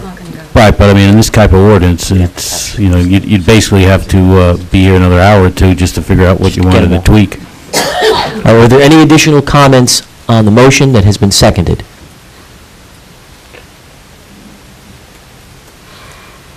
Just want to make sure I'm clear. Are there any additional comments on the motion? I feel like commenting later, can I? Or is the answer no, Mayor? From a parliamentary procedure, this is not the rule of Mayor DeBella. This is the rules of Robert's Rules of Order. We have a motion and a second. We're under discussion. Someone would like to make a comment for or against what has been motioned and seconded, the time would be now. I am very set against voting on this now. Okay. On November 7th, the people of Howell Township said your vision was flawed. The 4 years up here on the planning board. I'm not going to entertain any political comments. We've made that a rule, and it's just inappropriate to entertain political comments. Why do we have to get back to an election and what happened? The people spoke, man. The people spoke, and I'm not entertaining political commentary. This is not a political forum. You have your opinion. Let's have a substantive discussion. You're against it. Robert's Rules of Order would suggest a member who would like to speak against it should state the reasons why they're against a particular motion without having to get into Mrs. Weitengruber. I'm going to ask you again. I happen to be chairing the meeting. If you need to make a comment, we can recognize you in the public portion, or you can step outside. Your call. Are you going to be quiet and not interrupt this meeting? I made my comments. You have made them all night long. You've commented from the audience, you've been disrespectful, and you have interrupted this meeting, and I'm going to ask you to stop doing it. Okay? Please. Always have to have the last word. You know, I just can't see how they would even think of putting this document through. I mean, personally, it's beyond me. Okay, and we, you know, so many things that have been brought up by Ken Allen last week, bringing up so many things about the SED zones, rezoning Easy Street to have 1 acre. I mean, I was told by an environmental commission member that there's already a plan in to subdivide on Easy Street to 1 acre zoning, and it's zoned 2 acres now. I mean, what is that about? And you expect me to think there's no agenda? Somebody had an agenda for a 1 acre subdivision to be in on Easy Street with the Environmental Commission right now on something that's zoned 2 acres and more. Well, then what we should do on that one is we should call Chris Christie tomorrow. We should have him come in. Mr. Chernetsky, I would respectfully request that we call the U.S. Attorney. Councilman Walsh, the person from the Environmental Commission, and everyone involved should immediately be interrogated by the U.S. Attorney's Office to determine if there was any impropriety, because I am absolutely fed up with the constant accusations that people around here are crooks. I want people to start opening up their mouths, and let's get it on the table. If someone's breaking the law, let's get the authorities in here, and let's get them carted the hell out. Because I'm fed up with the constant accusations that people are doing things illegally, immorally, unethically, on and on and on. We never get names. It's always this one or that one. Let's get it on the table. I have no issues with it. Well, then let's call Chris Christie tomorrow, and let's get it on the record. Yeah, I have no issues with it whatsoever. I'd rather not drag Howell through the mud, but this should be stopped. It should be stopped now. Okay? It really should be. There is nothing the matter with tabling this, going forwards, adjusting it accordingly to best benefit the people of Howell, and this document does not do it. There are too many stones that need to be turned over here. I'm very upset about this, okay? It is unreal.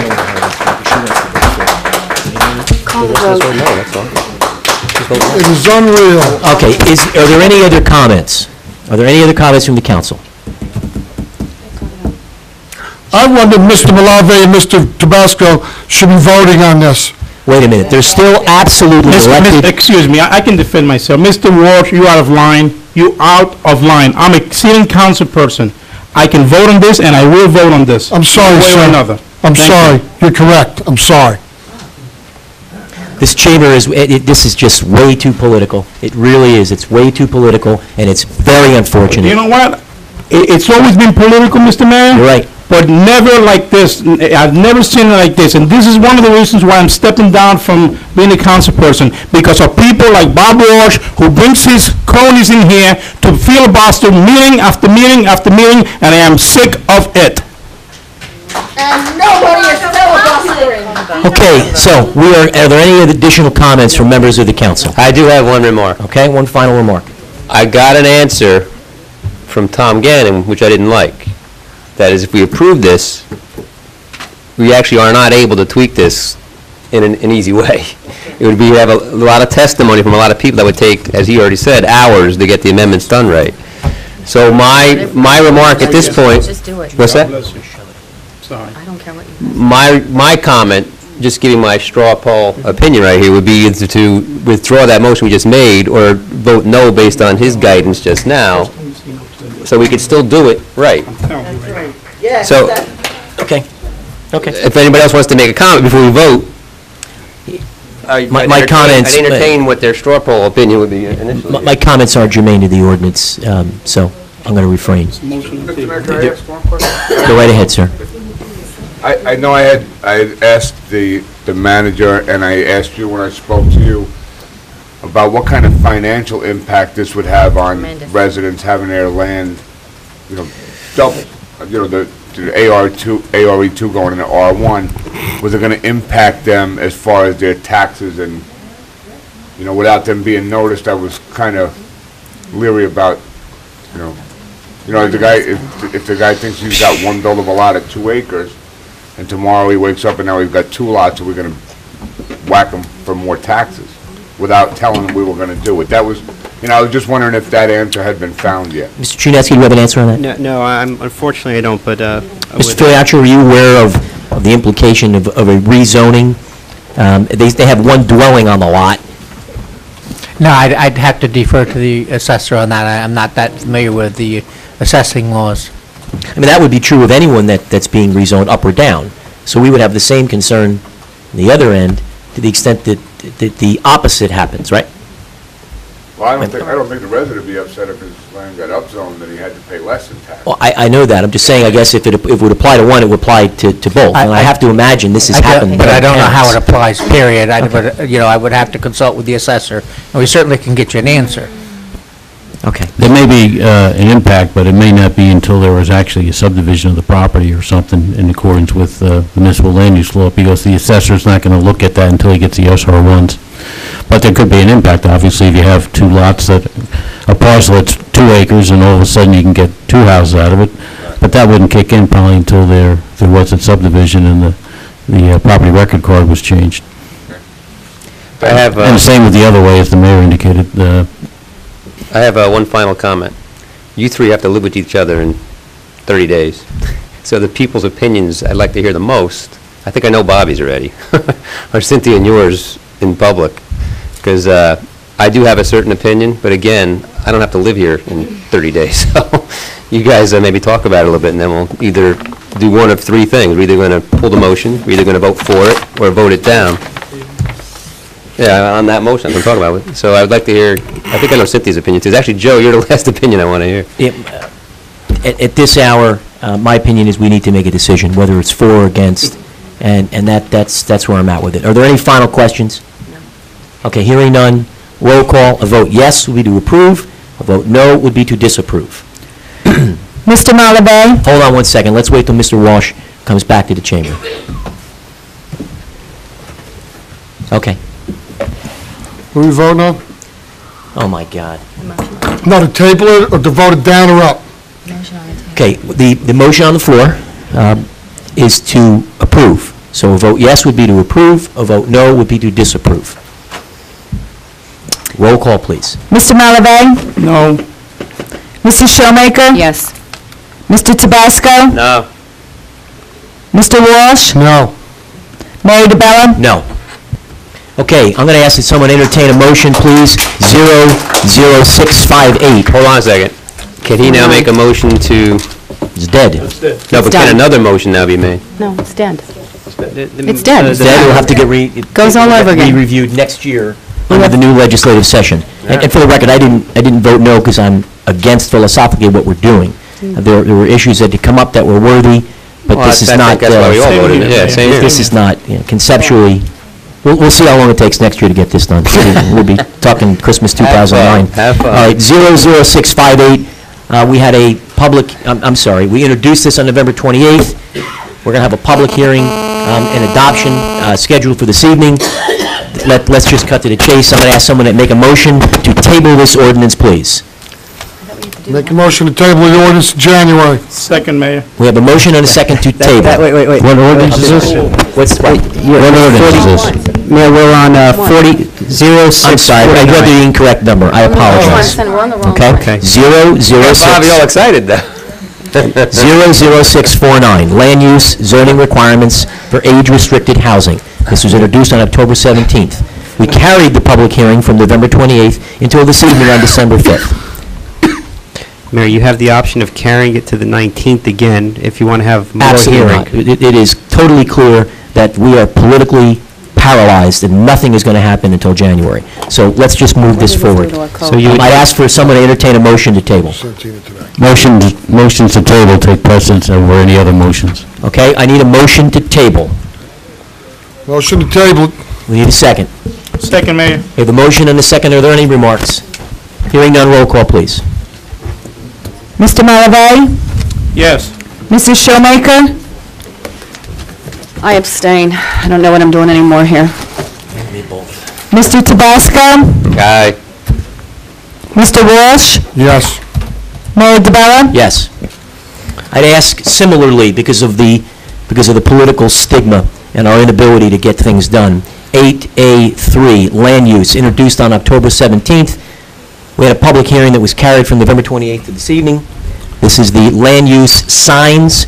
I'm going to open it up to the council for your pleasure, whether you want to... This has got to be, signs, I think. If I could just, I'm not sure there's much in here that would be controversial. Oh, Mr. Czerniecki, you would be surprised, my friend. Well, here's my You only would be point. surprised. Well, here's my only point. Perhaps Mother Mayor, Teresa would be hung in this community. just... Give them a chance. They'll Always get it. mindful of a few pennies here. If it's not, if we could determine that, then we would save the cost of I re-advertising understand. this all over Well, again. Look, I'm all for it. That's why I indicated, what's the pleasure of the council? Do we want to table this, or do we want to proceed? Carry it over to the next meeting? We're going to carry this to the 19th?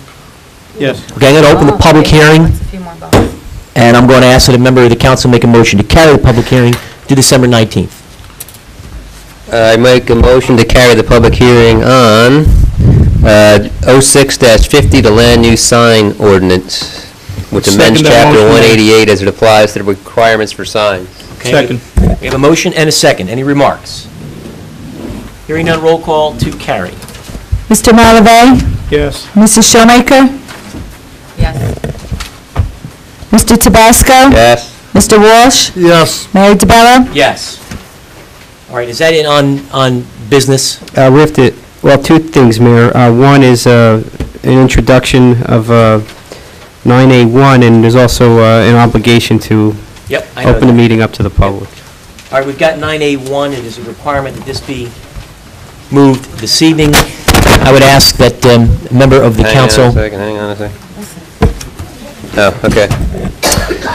Motion to introduce ordinance 06-59 on first reading by title and to order the same to be published in full in the December 8th, 06 issue of the Asbury Park Press, together with notice of its introduction and passage on first reading by title, and that it will be further considered for final passage after public hearing and a meeting of the Township Council to be held on December 19th, 06 at 8 p.m. prevailing time in the municipal building. Need a second.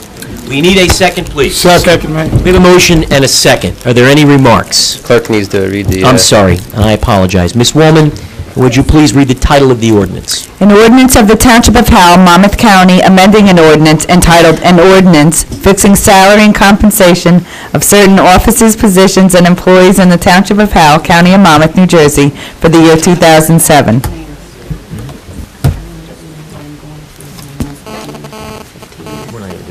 Okay, we've read the ordinance, we've had a motion and a second. Are there any additional remarks? Hearing none, roll call, please. Mr. Malavey? Yes. Mrs. Showmaker? Mr. Tabasco? Mr. Walsh? Yes. Mayor DeBella? Yes. Okay, we're going to open up the meeting to the public. We're going to have a... We've already done the resolutions. This is a workshop meeting. We did that while you were asleep. We're going to open up the meeting to the general public. I'm going to ask that people be mindful of the time. This has been certainly a complex meeting, so if you absolutely have something that you need to share with us this evening, a concern or a problem, I would ask that you come forward and do so. If it's not absolutely pressing, I would ask that perhaps, in deference to the hour, that we could proceed. Does anyone have anything absolutely pressing that needs to be heard tonight? Okay. No. Hey. Okay. Does anyone have something, December 12th. anyone have anything absolutely pressing that must be heard tonight? We have a meeting on the You're going to 12th. act on something within the next week or so, and I would just like to read something into the record. Come on up, Mrs. Dixell. I'd just like to ask, I indicated... Just let him come up. No, we didn't. Earlier, when I came in, you had the list, please add my name, I don't know whether you... You asked me? Yeah, I don't know I whether didn't you hear. realize that. Go on, Barbara. Whether you were reacting to somebody else. Oh. It was chest pain at the time. Oh. Mrs. Dixell, what is it that you have this evening? Welcome. I did ask the question about the roads in Ramtown, and I Okay. said I had wanted the court order. I went and got it myself. Okay? So, from what I'm reading here, that the court had voted for summary judgment. Mrs. Dixell, you mentioned you wanted to comment on this. This is Yeah. the access road, because we may act on it in the next week. We acted on it, we've already acted on it. No, but they're going to close the roads, and the court order says that to facilitate the vacation of the streets was unlawful because it denied the plaintiff reasonable access to public streets, and... Except, Mrs. Dixell, that we've now built an access road which does grant access. So we've remedied what was the problem in that particular decision. That's the whole basis behind the access road. So we have addressed what was that court decision by creating an access road that provides access in and out, alternative to the existing roadways that were there. So your point is well taken, but that's what we acted on about 18 months ago, and that was why we in fact proceeded to build the very access road itself. Okay? All right, because they said that they couldn't close those streets, so they're not going to be able to use those streets at all? Are we going to open ourselves to lawsuits from Howell Township? No, in fact, we have the person who is building that project, we've spoken to him, he's agreed to the access road, there isn't anyone left to sue. And the people from Pine Needle, Cherry Lane, Rosebud, all these people can be able to get in and out of where they have to get in and out of? Yes. Because I was going to say, I was just looking, I went and got this thing and read it myself. You know, Joe asked if this was pressing. Well, because you people said, no, I'm sorry, This is a from what I topic heard that they discussed were going to at vote on, you people are getting ready to close this road within the next week. right, That's the Mrs. reason why I wanted to do Okay, this. Thank you for your comments. Yes, it's pressing, okay? Sorry you don't agree. Mrs. Smith, come on up. And again, Mrs. Smith, if you wouldn't mind, just because of the lateness, if it's something It will be absolutely urgent. very concise, and it's necessary to say tonight. Actually, when I, Don't sit down. no, I can't sit down. I'm not going to sit down. If I'd stay for an hour, I'd sit down, but I'm not going to do that. Pauline Smith, 54 Vanderveer Road. For 43 years, my whole adult life. I have a lot invested in Howell Township. What I will reserve what I intended to say because I think there's something more pressing and I don't want to keep you any longer. I would like you all to know, even though people walked out, that just out of coincidence, most of the people who spoke on this ordinance were either made aware of it by me or by somebody that I mentioned it to, because when I saw it, I was concerned. There has no political indications, none of the things that were speculated on, just concern for the quality of life and what a lot of us out here have invested over the years to have things done properly.